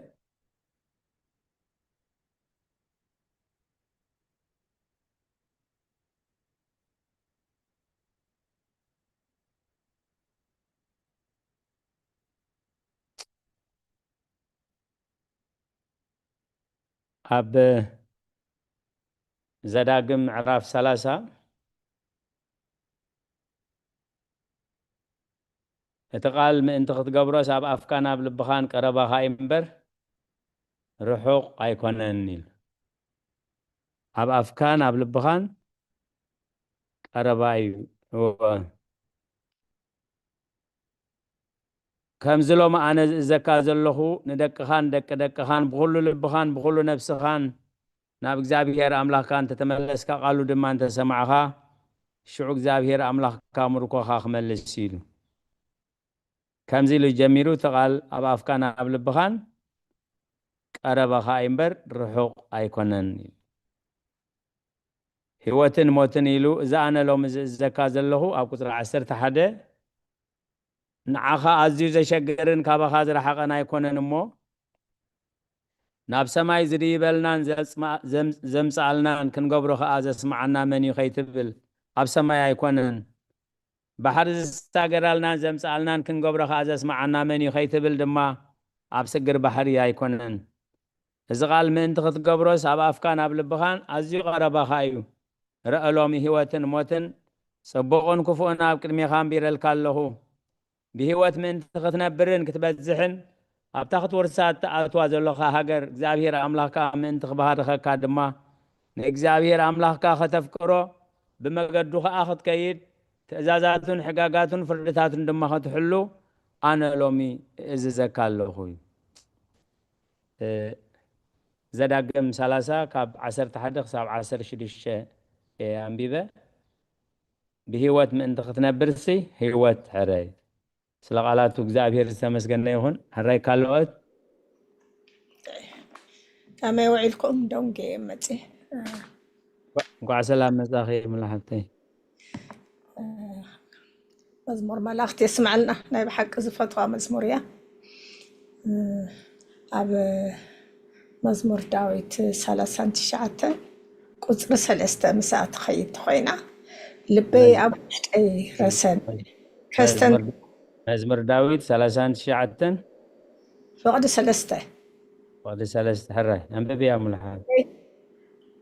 أبو أي رسن كستنتن كله حاو تقاطع بملس ملحسي كعات زاربكو وتقوي تاسي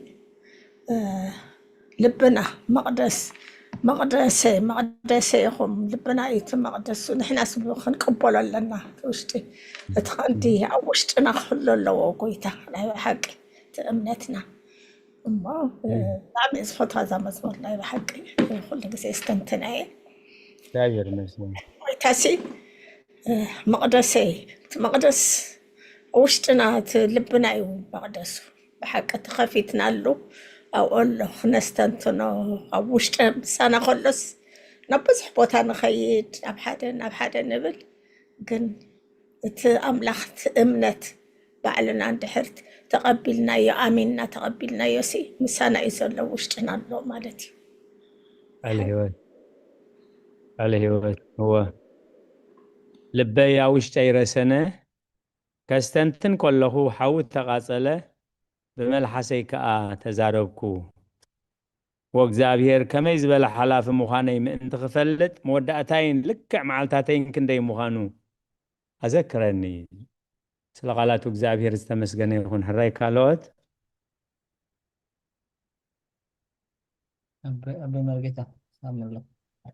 سامح ሕራይ لوكاس وانجيل لوكاس معرف 17 فقد 21 መንግስቲ ኣምላኽ ኣብ ውሽጥኹም እያ እግዚአብሔር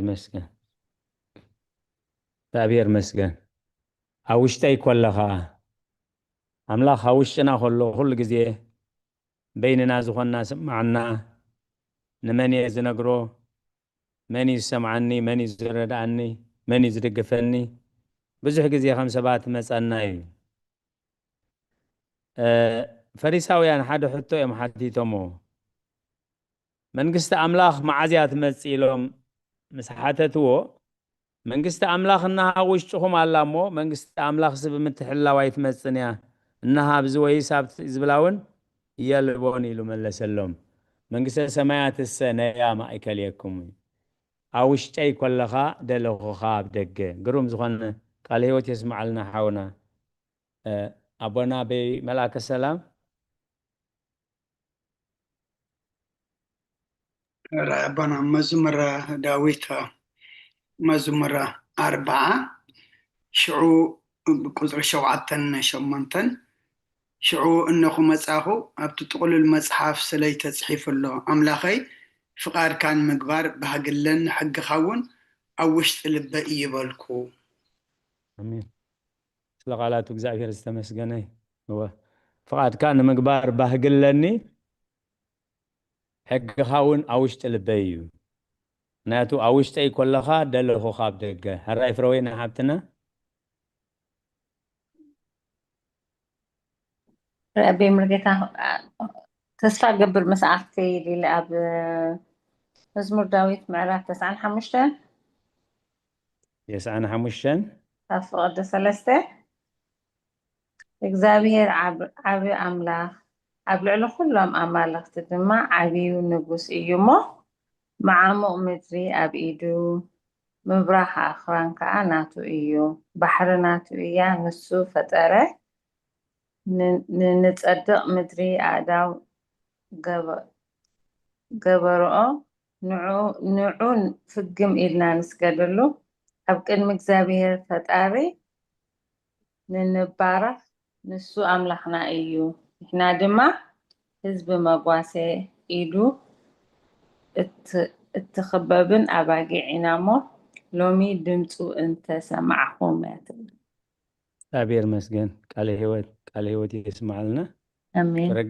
ብረገጽ ምስኡ ትኸይድ ነቲ ኣብ ውሽጥና ዘሎ ባሕሪ ናቱ እዩ ንሱ ፈጠሮ ንቑፅ ምድሪ እውን ኣእዳው ገበርኦ ንዑ ፍግም ኢልና ንስገድ ኣብ ቅድሚ እግዚኣብሔር ፈጣሪና ንንበርከኽ እዩ። ንሱ ኣምላኽና እዩ፣ ንሕና ድማ ህዝቡ መዋሲኡ እትኽብክበና ኣባጊዕ ኢና እሞ ሎሚ ድምፁ እንተሰማዕኹም ልብኹም ኣይተትርሩ እዩ። ስለ ቃላቱ እግዚኣብሔር ተመስገነ ይኹን። ቃለ ሕይወት የስማዓልና ፍረወይና ሃብትና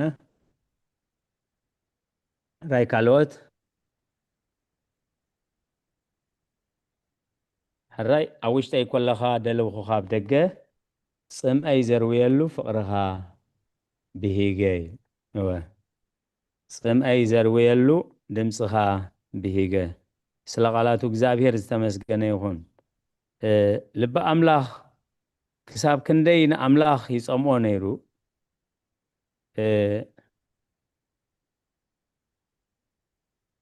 ክሳብ ክንደይ ንኣምላኽ ይጸምኦ ነይሩ። ልቢ ኣምላኽ ዳዊት ኣብ መዝሙር ዳዊት 42 ራብ ናብ ዓይኒ ማያት ከም እትናፍቕ ከምኡ ከዓ ነብሰይ ናባኻ ወኣምላኽ እናፍቕ ኣለኹ እዩ። መዝሙር ዳዊት 142 ቁፅሪ 1 ስለ ቃላቱ እግዚኣብሔር ዝተመስገነ ይኹን። ራብ ናብ ማያት ከም ትናፍቕ ኢሉ ኣብ ምድረ በዳ እትነብር እዛ እንስሳ እዚኣ ከምኡ ከዓ ነብሰይ ናባኻ ወኣምላኽ እናፍቕ ኣላ እዩ። ኣብ ውሽጠይ ኮለኻ ደለኹ ካብ ደገ ጽምአይ ዘርውየሉ ፍቕርኻ ብሂገ። ስለ ቃላቱ እግዚኣብሔር ዝተመስገነ ይኹን።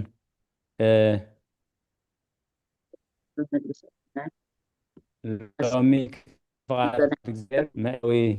ሓራይ ኣዴና ብረይ እሺ እዛ ናይ ሃብተይ ዝብል ጀመረት ተባለይ 95 10 11 ክቅፅላ እዩ። እሺ እሺ በተወለደ እቲ 40 ዓመት ተመነወኒ መገደይ ዘይፈልጡ ብልቦም እተጋገዩ ህዝቢ እዮም በልኩ። ስለዚ ኣብ ዕርፍተይ ኣይከኣትውን እዮሞ ኢሉ ብኹራይ መሓልኩ። ቃለ ሕይወት የስማዓልና።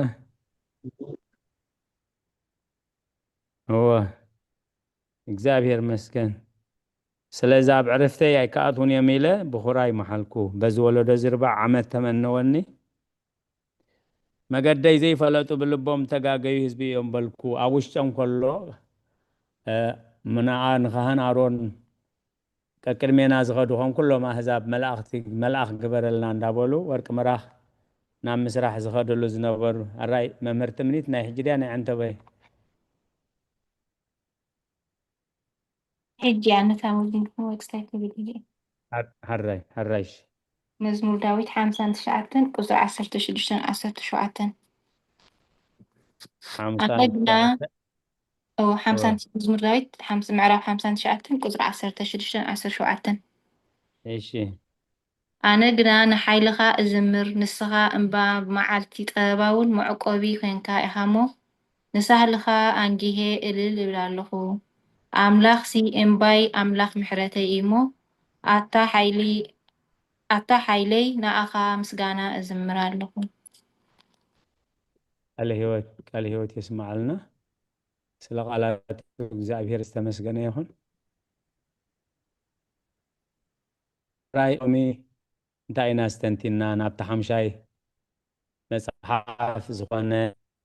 ሓድሽ ኪዳን ኣብ 5 ይኽፈል ብለይ ክዳን ከዓ ኣብ 5 እዮም ዝኽፈሉ ማለት እዩ። ስለዚ 4 ወንጌላት፣ ግብረ ሃዋርያት፣ 14 መልእኽታት ጳውሎስ፣ እቶም 7 መልእኽታት ናይቶም ካልኦት ሃዋርያት ራእየ ዮሃንስ። ኣብ ራእየ ዮሃንስ ኣብ ቁፅሪ 3 እንታይ ሓቐት ምዕራፍ 1 እቲ ዘበን ቀረባ እሞ ነዚ ቃል ትንቢት ዝዘንብብዎን እቶም ዝሰምዕዎን ነቲኡ ተጻሒፉ ዘለዎን ዝሕልዎን ብፁዓን እዮም እዩ። ስለ ቃላቱ እግዚአብሔር ዝተመስገነ ይኹን። ስለዚ ሎሚ ካብዚ መእተዊ እዚ ተማሂረ እዚ ኣስተንቲነ ክንብል ናህና እቲ ግዜ كصحفوا خلوا كترجموا خلوا كنببوا خلوا كدالوا خلوا بزح كاستانتنو سلازو خلو ني حاونا ممهر تخل ماريام زغانا كاستانتنو قدمي عدل كهبومي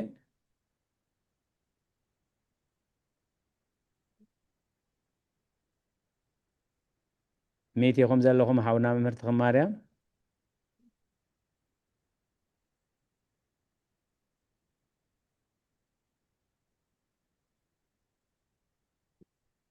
نغريت عبد المجيد يسمعكم من الله قنا يسمعكم من دحن كتصل موني الراي كدغما انت قبل ثاني هاتي انتاي تماهرنا نايلومي انتاي استنتينا انتاي تردينا خام نايلومي وي زي تردانا نحطو انت يالو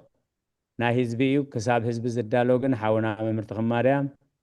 كصحفو خنببو خترغمو كدالو خلو بزح كاستانتنو عدل سلازي رخوبسي نيشتي كاستانتنو لنا قدمي عدل كهبومي اي لنيره راي كم فقاد زغبير انا سي نبتا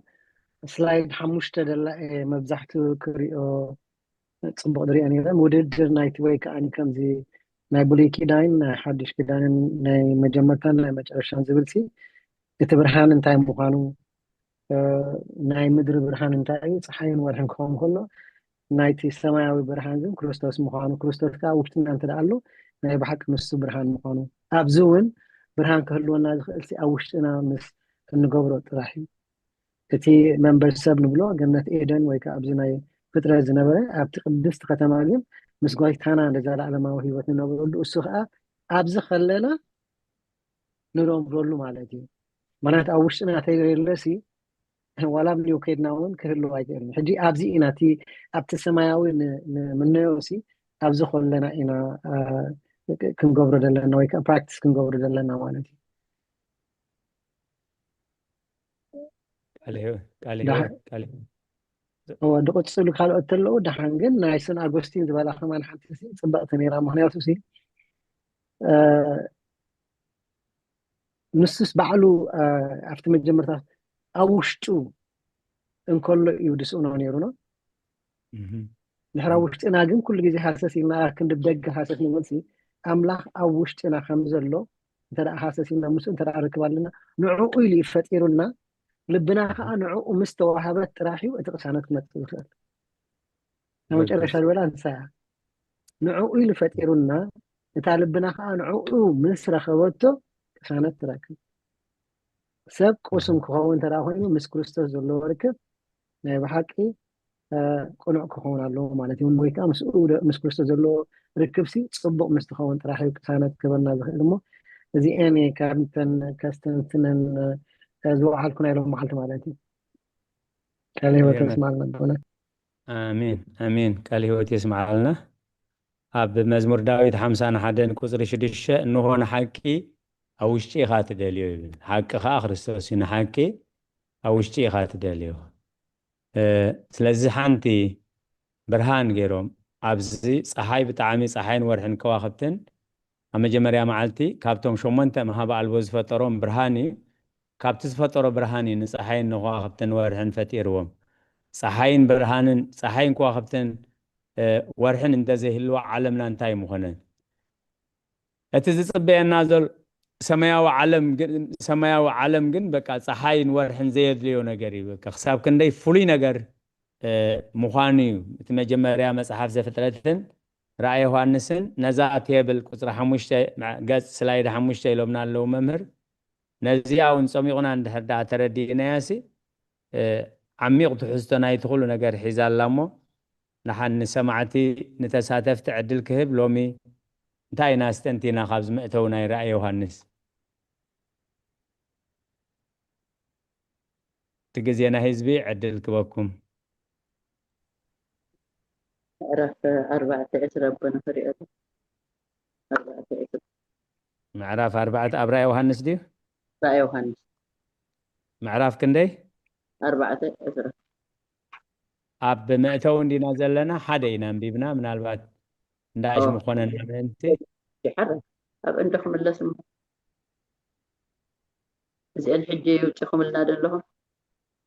اوكي معرف زيادة ربعتي ما يرأيكنا له هو أري له ولا تنبابات يخندلها نو السنة معرفة حيزة عندهم فم وان كلهم دي حدا عصرت حدا أم بيكم ما يفهم حدا 3 سنة وحجي 4 سنة بداية سنة ويدوم أسران حدا أسران كنتمون الله سنكوتا أم ببان هري أم ببان هدينا أسران حدا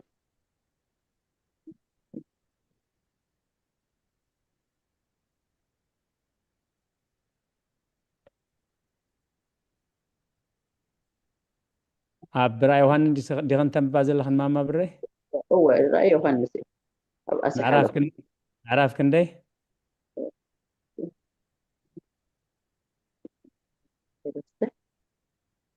عندي سنة مجهر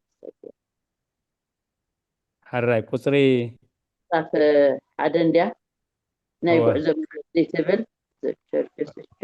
جرني صاف سماي كل حج عراف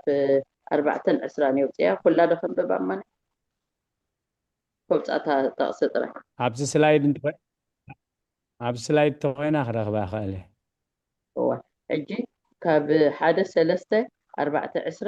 عسران حدن عسران كنتن بحدن لوح نايقو عزم قد تبل هو نقول الله هو أو سيالله حجي ترايكنا الله هو حجي 4 عسران ناي بيت كريستيان كان بدر نفسه ما يزقوا قعزو مسكان ذا سده حجي تي عسران حدا كابيت كريستيان أب سماي تل عليهم منكس أمين أبتل عليهم منكس يتولنا أمين أمين حجي قال هيوت يسمع لنا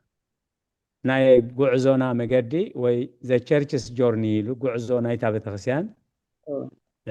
نحنا ينا بيت خسيان نحنا ينا بيت مقدس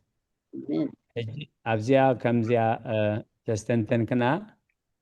كاب إسيا ماينور ناب سمايل تملختي زي رأي زي جمر بجزي قدس يوحنس أباس إسيا ماينور كوينو كساب كلا مساعد زلو ناي كل زمانات قعزو يجلس ناي معرف مواقر ويستراكشر معرفات رأي يوحنس كمي اخكاففل كمي ناخنز نوعو كان معرف هذا كساب 3 زلو حادن كلتن 3 معرفات بيت كريستيانا مدري نابتهم شوعات أبيات كريستيانات نابتن مرحتن ناب فيلادلفيا صحاف ناب سميرنا صحاف ناب لودكيا صحاف ندابلي سلازي معرف حدا حساب 3 زلو نابتا بيت كريستيان زنبرت هم مدري زنبرت بيت كريستيان زتلا أخمل أغتات هنا خنرئ مالتي كابر بعد حساب 10 زلو ناي بيت كريستيان كام مدري ناب سماي زقبر قعزو مسكانزان سدتنيل كسعبن نزدلي نفسي قبز أبسط صباح مسكالو العلو يسعبني كأسل الزبل كام معرف 4 حساب 10 زلو ناي بيت كريستيان أم مدري ناب سماي زقبر قعزو مسكانزان سدتنيل معرف 20 حدن 20 كلتن بيت كريستيان أب سماي زلا علماويت منجستي معرف كلتا بزعبات سماويت يروساليم يززارب تي معرف 20 كلتن كاب زعبات فردي توم كداون توم زحصبو نابتاب دقيتات زاتو اب مصحف هيوت ترخص اسماتهم ناب زلا علم حوس كم زخدو اسماتهم اب مصحف هيوت زي ترخبه ناب تقلاي حو خمس دربيتو قلاي حو خلاي موت مخانو نتن معرفات اكافافلانين مالتي حجز مأتون تستباهلنالو انتاينا خنصنع كاب حدا حساب 3 زلو بزعباتا بيت كريستيان مدري زلا كاب معرف 4 حساب 10 ناي بيت كريستيان كاب مدري ناب سماي زقبر قعزو مس انزان سدتن كاب 20 حدن حساب 20 كلتن مفصمتا مالتي بيت كريستيان اب سماي زلا علماويت منغستي نا اكافافو لزملكت بتعامي صبو نجر استوعيل كنا دينا حراي كالوت كالوت كابزنا لومي انتاي تردينا انتاي استنتينا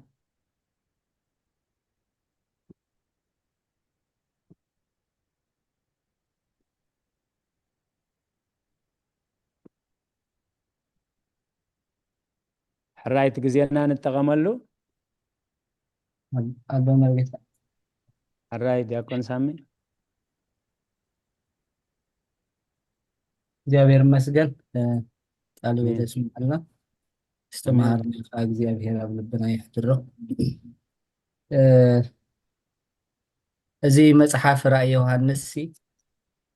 ብፍላይ ምናልባሽ ተጋጊዮም ክኸውን ክእል እርሙኒ ብዙሕ ኣብ ዓድናስ ክንመሃሮ ወይስ ትምህርቲ ብዙሕ ኣይስማዓን እዩ ምክንያቱ ብገለገለ ትሰምዕ ከም ዘፍርሕ መጽሓፍ ምዃኑ ዘይትንከፍ መጽሓፍ ኮይኑ ይስማዓኒ እዚ መጽሓፍ እዚ ግን በዚ ሎሚ ዝተምሃርናዮ ዲያብሎስ እውን ክንመሃሮን ከነንብቦን እውን ኣይፈቱን እዩ ምክንያቱ ኣብታ ፈቅዲ ሰለስተ ክንመሃራ ፀናሕናሲ ነዚ መጽሓፍ እዚ ዘንብቦ ኣብኡ ተፃሒፉ ዘሎ ዘንብቦን ዝነብረሉ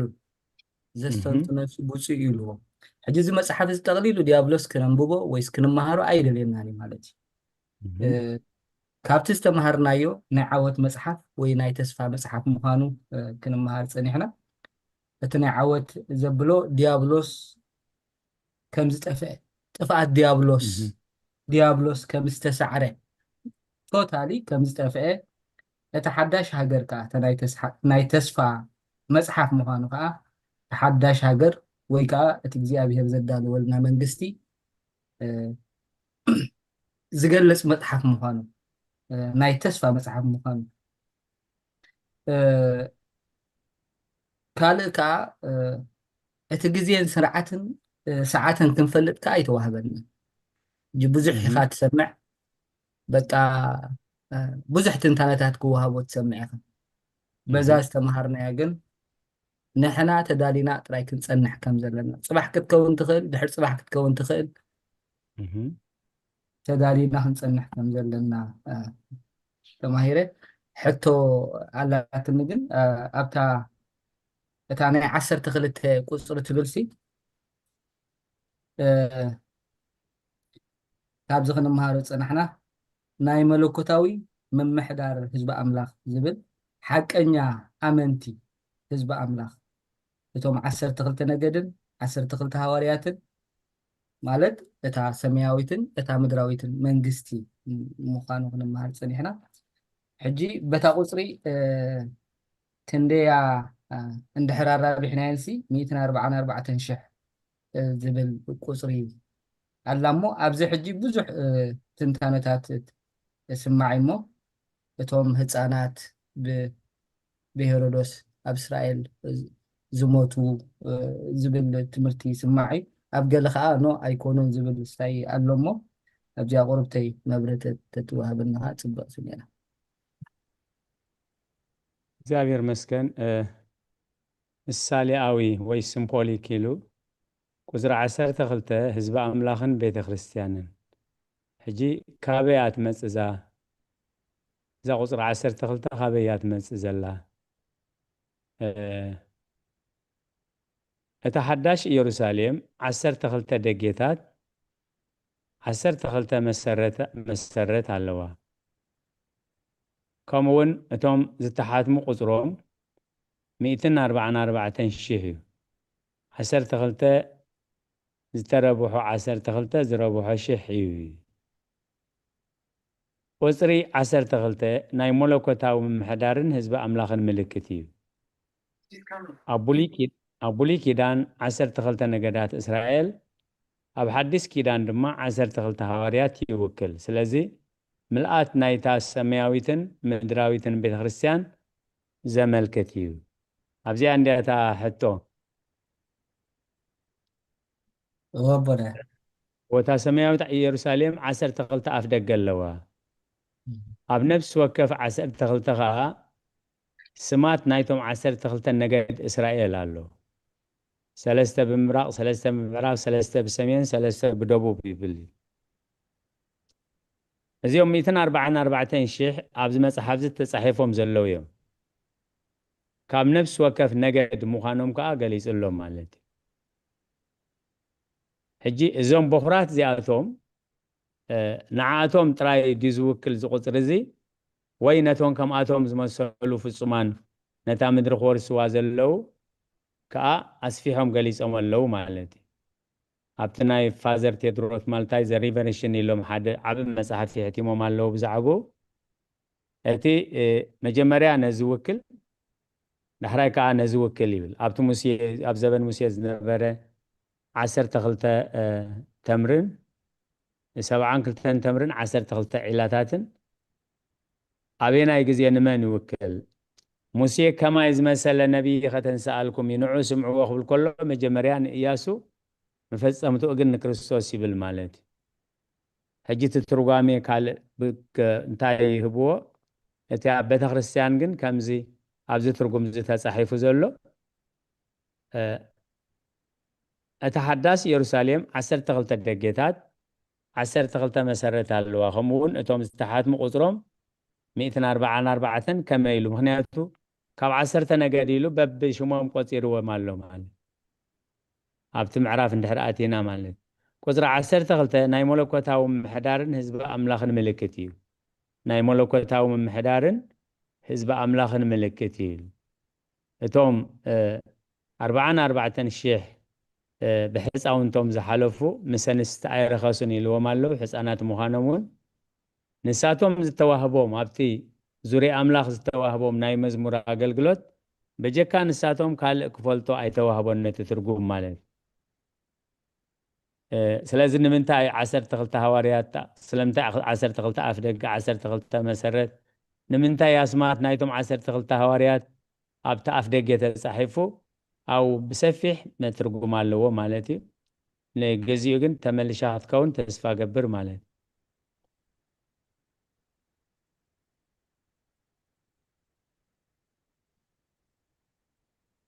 ሕራይ ካልኦት ብምርጌታ ኣቤት ጽቡቕ ጌርኩም እንዲኹም መሊስኩማ እታ ሽሕ ገኣ ከም ናይ 10 ድረብሖ ብ10 ድረብሖ ብ10 ኮይና ናይ ፍጹም ምዃኑ ናይ መወዳእታ ምዃኑ ይገልጽዋ እሞኒ ሕጂ ምስቶም 12 ድረብሖ ብ12 ድረብሖ ብሽሕ ኮይኑ 144,000 ትመጽእ ሕጂ ንዕኡ ነቲ ቁፅሪ ሽሕ ከዓኒ ኣብ መጽሓፍ ቅዱስ ቁፅሪ ሽሕ ናይ መወዳእታ ዘይብሉ ዓብይ ህዝቢ ይብሎ ምልክት እዩ ሕጂ ናይ ኩላትና እዩ ዘመልክት ማለት እዩ ናይቶም ብፃን ናብ ክርስቶስ ዝቐረቡ ሰባት ናይ ኩላትና ከምቲ ካልኦት ቤተክርስትያናት ዝብልዎ እዚኦም ጥራሕን ብፃት ዝበሃል ኣይኮነን symbol that's why it's called symbolism ኢላ እምበር ሸውዓተ ፍጻሜ ይብሎ ሓደ ኣምላኽ ሰለስተ ስላሴ ኣርባዕተ መኣዝን እዩ ከምኡ እንዳበለ ነቲ ቁፅሪ ሲ ናይ symbol ምልክት that's why እቲ ከቢድ እዩ እዚ መፅሓፍ እዚ ዝብሎ ከዓ ንዑ ሞና ቆርብተይ ኣብ ቆርብተይ ከተወስኹ ላይ ብምጌታ ኣልህይወት የስማዓልና ጽቡቕ ኣብሪኩም ኣለኹም ጽቡቕ ኣለኹም መመረ እግዚአብሔር ዘበን አገልግሎትኩም ይባረክ ኣልህይወት የስማዓልና ሕራይ ካልኦት ኣብዛ ተኣሽሙ ከለና ኣብዛ ምእተዊ ጽማቕ ናይቲ ሙሉእ ምዕራፍ ኣብዛ ምእተዊ ስለ ዘሎ ደጊምና ክንሪኦ እውን ጽቡቕ እዩ ዝኾነ ሕቶ ወይ ርእይቶ እንተሊና ስተንትኖ እንተሊና ትግዜና ቁሩብ ደቃይቕ ኣለዋና ንጠቐመለን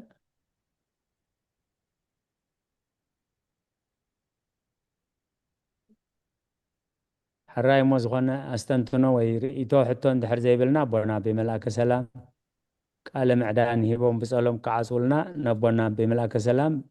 ናብ ኣውደ ምህረት ብኽብሪ ዕድም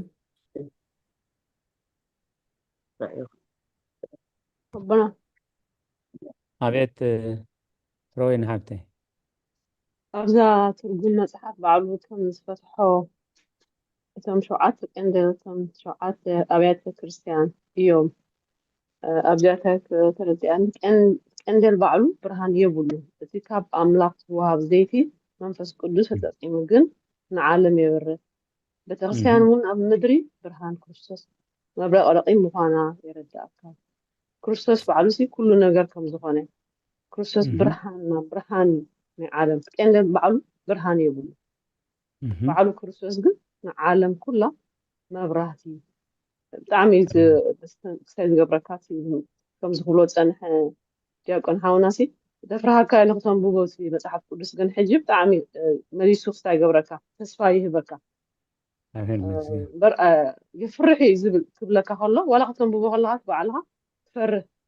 ግን ከምዚ ሕጂ ክትነግሩና ፀናዕኩም ግን ብጣዕሚ ቀንዲ በዓል ብርሃን የብሉን እቲ ካብ ኣምላኽ ዝወሃብ ዘይቲ መንፈስ ቅዱስ ተጠቂሙ ግን ንዓለም የበርህ ስለኣላቱ ኣምላኽ ክበር ይመስገን ብጣዕሚ ወሳይ ዝገብረካ እሞ ቃል ህይወት የስማዓና ኣቦታትና ኣድናን ጥዕና ንሃብኩም ከምኡውን ኣቡነ ተክለ ማርያም ኩልኩም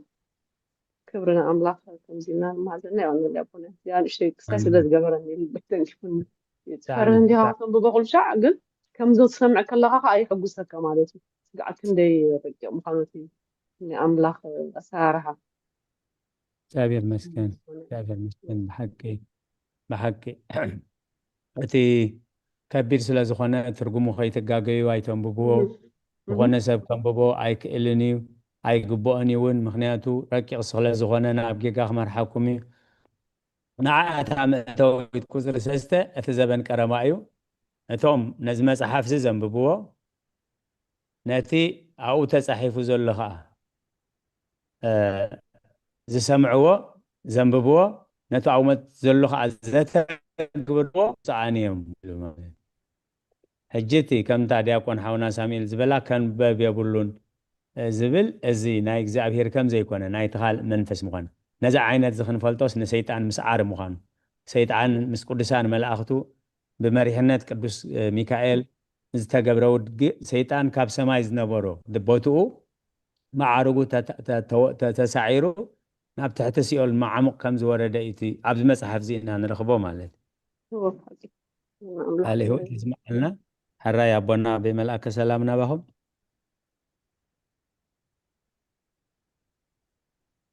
ሕራይ ኣቦና ክብርና ምስጋናን ንኣምላኽ ይኩን على هوت يسمع لنا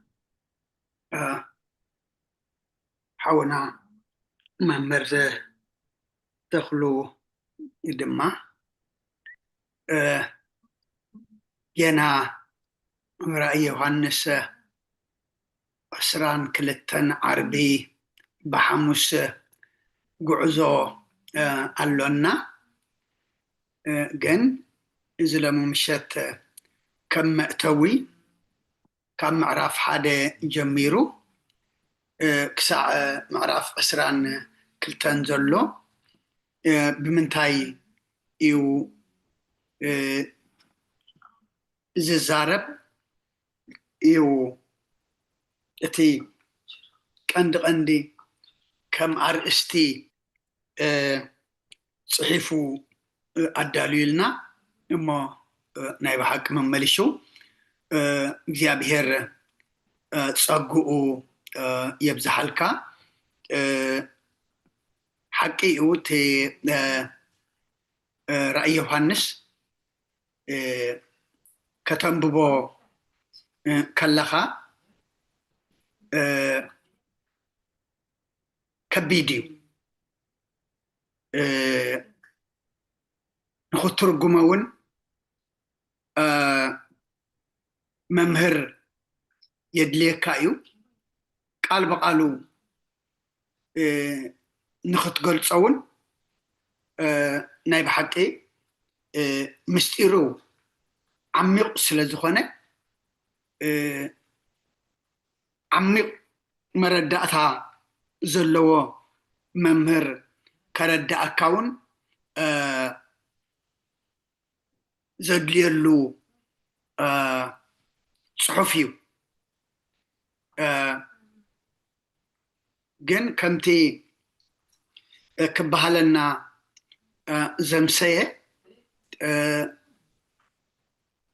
ሰይጣን ኣምላኽሲ መጽሓፍ ቅዱስሲ ንሰይጣን ንስዕረሉ ዋልታና መሳርያና እዩ ሰይጣን ግን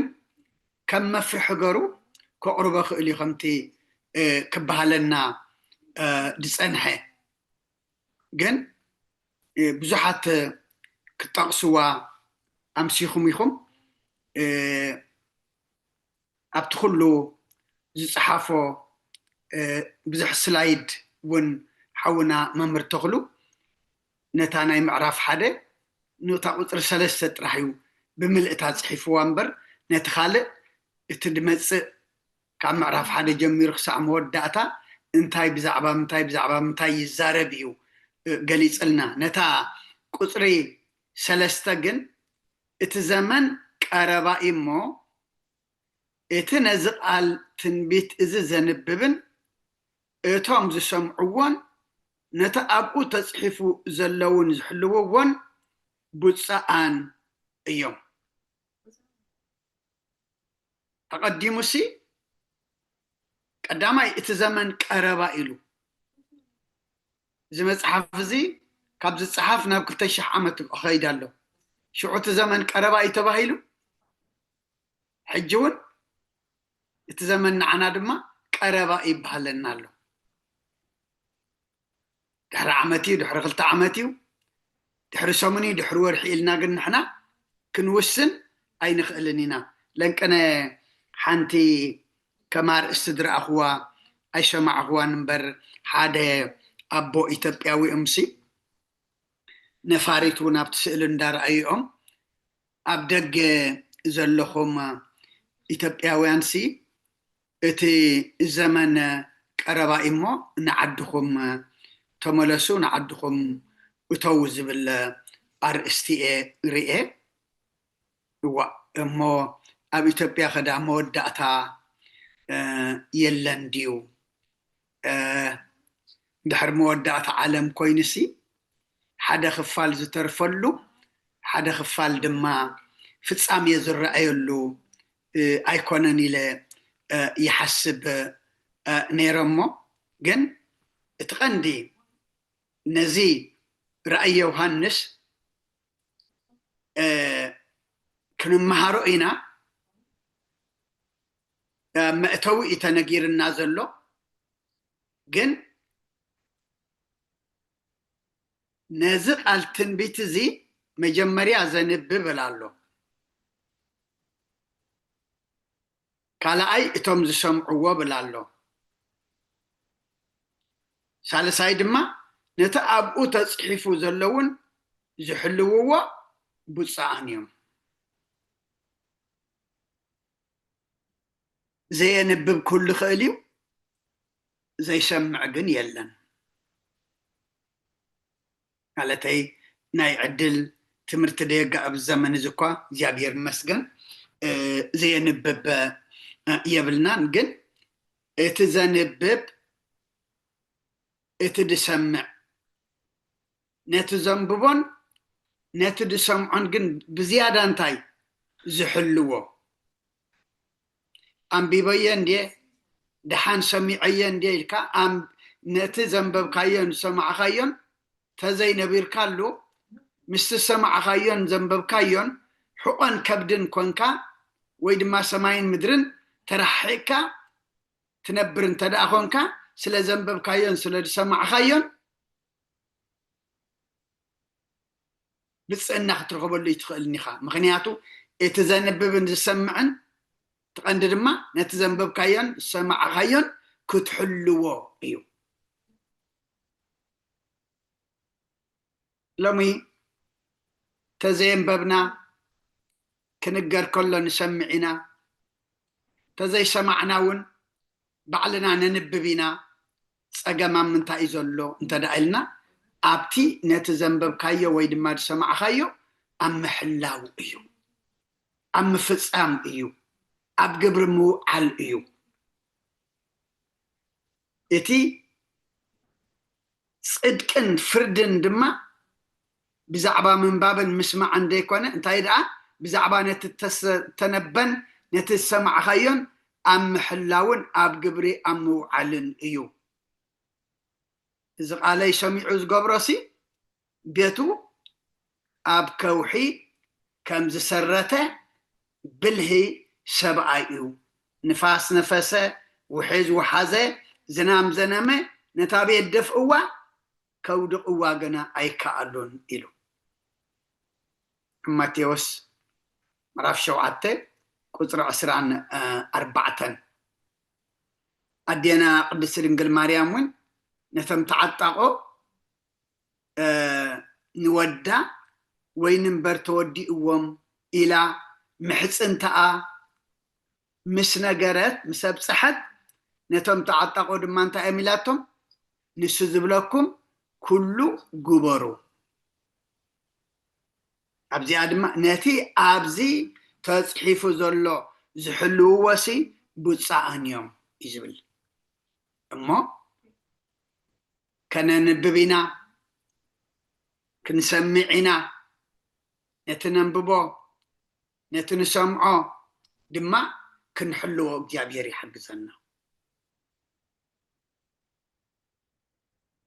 اتتزرعنا قال كنستنتنو أوشتنا دما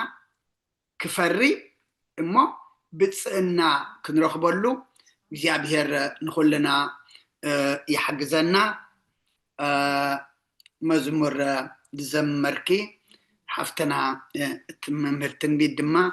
زماري ملاختي يسمع لنا نايب حقي سناي مزمور ريخي زمير كنا زمروا اللي ينبركي كلكم عبزقوا بقى أزلكم دما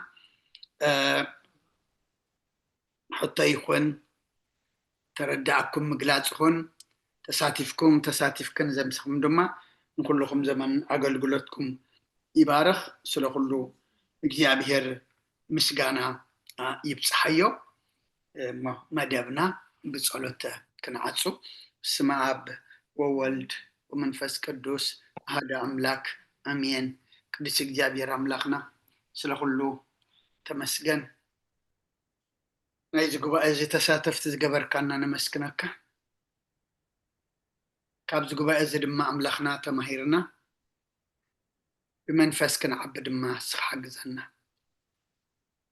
نتنسمع كله زنببلنا نتأن مهارد ما أملخنا كنحلوه كنبرلو كنتقبر دما جابير أملخنا سحق زنا مسمع طرح لمدخه اللو أن أملخنا لمد مسمع نبينه من قصخا خورسنا أما صحفكا مصحف يوت كصحفنا ولدكا خصوعنا أي كإلن أيو نخوكا تعيلهم زنببوا ونالو نخم معقوت إلهم زسمعوا ونالو اتننببوا اتنسمعوا كنكاتعلو كنمعقوتلو زي كونس سيطان رتعنا حاتيات رقصنا قالك حلينا بمنفسه عوت كنوصلون خمسة تقام الله أملخنا حج ونرد عن الناس تبارك تقدسه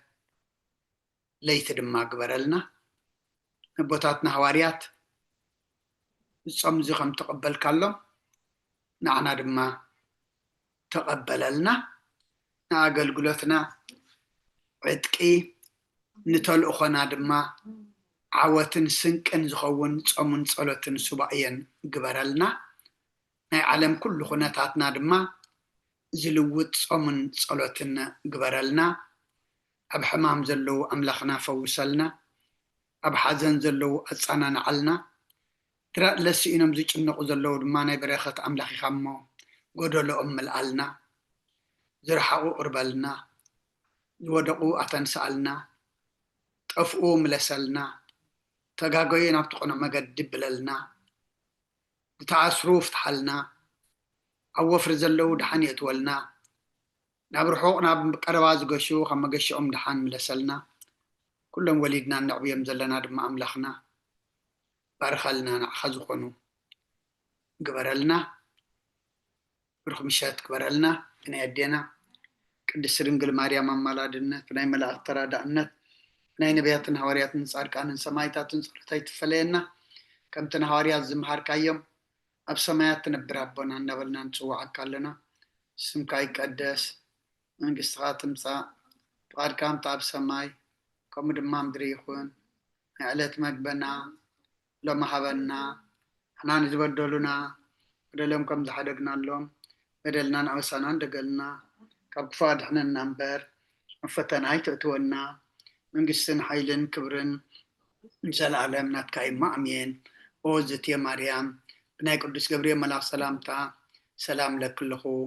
ሕሊና ከደንገሊኺ ብስጋኹን ደንገሊኺ ኣደይ እግዚአብሔር ፀባዖት ኮይታ ሰራዊት ሰላም ለክልኹ ንስኺ ካብ ኣንስቲ ብርክቲ ኢኺ ፍረ ከርስኹም ብሩኽ እዩ። ኦ ምልዕተ ጸጋ እግዚአብሔር ምሳኺ እዩ። ኦ ፍስህቲ ደስ ይበልኪ ሓጢአትና ክሰርየልና ኣፈቲ ወድኺ ኢየሱስ ክርስቶስ ምእንታና ምሕረት ለምንልና አሜን። ይፍታህ ወይ ስረይ ጊዜና አምላክን መድኃኒነ ኢየሱስ ክርስቶስ ካኒ ቀና ሰራት ያደምሳስ ያበሳ ወልዱ ለብሩከ ሰብተ ብርሃን አንቱም አበውየ ካህናቱ አሁየ ዲያቆናት እዱአን ሳይርጎ ህፃናት በበስምኩም ኩኑ ፍትሃኖን ንጽሐነ ይረስየንስ ክልዋን ሰማያት እዚኦም ሃረነ ክርስቶስ መልአክ 12 እዚኦም ሃረነ ክርስቶስ እዚኦም ሃረነ ክርስቶስ እዚኦም ሃረነ ክርስቶስ እዚኦም ሃረነ ክርስቶስ እዚኦም ሃረነ ክርስቶስ እዚኦም ሃረነ ክርስቶስ እዚኦም ሃረነ ክርስቶስ እዚኦም ሃረነ ክርስቶስ እዚኦም ሃረነ ክርስቶስ እዚኦም ሃረነ ክርስቶስ እዚኦም ሃረነ ክርስቶስ እዚኦም ሃረነ ክርስቶስ ከምኡውን በእንተ እግዝእትነ ማርያም ሃረነ ክርስቶስ መልአክ 12 በእንተ እግዝእትነ ማርያም ክርስቶስ በእንተ እግዝእትነ ማርያም ክርስቶስ በእንተ እግዝእትነ ማርያም ሃረነ ክርስቶስ በእንተ እግዝእትነ ማርያም ሃረነ ክርስቶስ በእንተ እግዝእትነ ማርያም ሃረነ ክርስቶስ በእንተ እግዝእትነ ማርያም ሃረነ ክርስቶስ በእንተ እግዝእትነ ማርያም ሃረነ ክርስቶስ በእንተ እግዝእትነ ማርያም ሃረነ ክርስቶስ በእንተ እግዝእትነ ማርያም ሃረነ ክርስቶስ በእንተ እግዝእትነ ማርያም ሃረነ ክርስቶስ በእንተ እግዝእትነ ማርያም ሃረነ ክርስቶስ በእንተ እግዝእትነ ማርያም ሃረነ ክርስቶስ ጸጋ ጎይታና ኢየሱስ ክርስቶስን ፍቅሪ እግዚአብሔር አቦን ሕብረት መንፈስ ቅዱስን ኣብ ልዕለይን ኣብ ልዕሊ ኩልኩምን ኣብ ልዕሊ ኣብ ዘለናዮ ቦታን ቅፅፍን ድርብን ኮይኑ ይውረድ። ክብርን ምስጋናን ንኣምላኽ ይኹን። ዝጸለናዮ ጸሎት ኣብ እግዚአብሔር ኣምላኽና ዝበፅሕ ተማሃርናዮ ቃሉ ድማ ኣብ ኣእምሮና ዝቅረጽ ግበረልና። ብሩኽ ምሸት ንኩልኩም ዘመን ኣገልግሎትኩም ይባርኽ። አሜን። አቦና ቃል ህይወት ተስማዕና ብሩህ ሸደም ብሩህ ለይቲ እድሜኹም ነዊሕ ንስኹም ይሃብኩም ካብ ተቐበልዎ አሜን። ቃል ተስማዕና ኣገልግሎትኩም ይባርኽ። ሓቂ ኣለኹን ዕድመ ጥዕና ሃብኩም ዝተባረኸ ዝተቀደሰ ምሸት ይባረልና። አሜን። ሁላህና ሁላህና አገልግሎትኩም ይባረኽ። ብሩህ ለይቲ ይባረኽ። ቴንክ ዩ አሜን። አገልግሎት ኩላህና ይባርኽ። ኩላህና ሰላም ለይቲ ይግበረልና።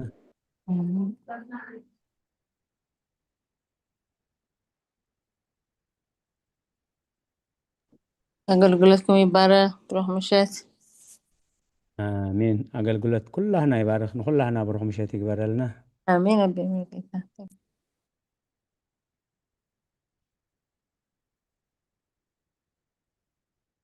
አገልግሎትኩም ይባረኽ። አቦታትና ዕድመን ጥዕናን ሃብኩም ቃል ህይወት ጸለየ ተስማዕና ጸሎት ተማህለልና የምህለላ ሁሉ ቅድሚ እግዚአብሔር አሜን። አራይ ቀጽል ፍረወይና ሀንት ልቦና ይፍታሕ ቃል ህይወት ተስማዕና። አገልግሎትኩም ይባረኽ። ብሩኽ ለይቲ ተወበሉና አምላኽ ጸጋ ይብዛሓልኩም መሊሱ አሜን። ናይ ኩላህና አገልግሎት ይባርኽ። ኩላህና ጸጉ ይብዛሓልና። ሰላም ለይቲ ንኩላህና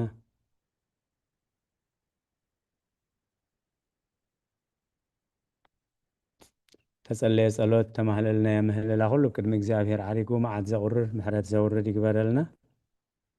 ሰማዕናዮ ቃል እግዚአብሔር 30 60 ሚእቲ ሰናይ ፍረፈሪ ንጸድቀሉን ክንድሕነሉን ናይ እግዚአብሔር ቅዱስ ፍቃድ ይኹነልና። ከምቲ ክሳብ ሰዓት ብድሓነ ሰላም ዓቂቡ ብሰላም ዘፈጸመና ንዝመጽእ ጉባኤና ከዓ ብድሓነ ሰላም ዓቂቡ በዚ ቅዱስ አገልግሎት ክንረኸብ ናይ እግዚአብሔር ቅዱስ ፍቃድ ይኹነልና። ሰላም ለይቲ ነቶም ለይትና ነቶም መዓልትኩም ዝኾነ ከዓ ሰላም መዓልቲ ብሰላም ይራኽበና። ሰላም ቀኒ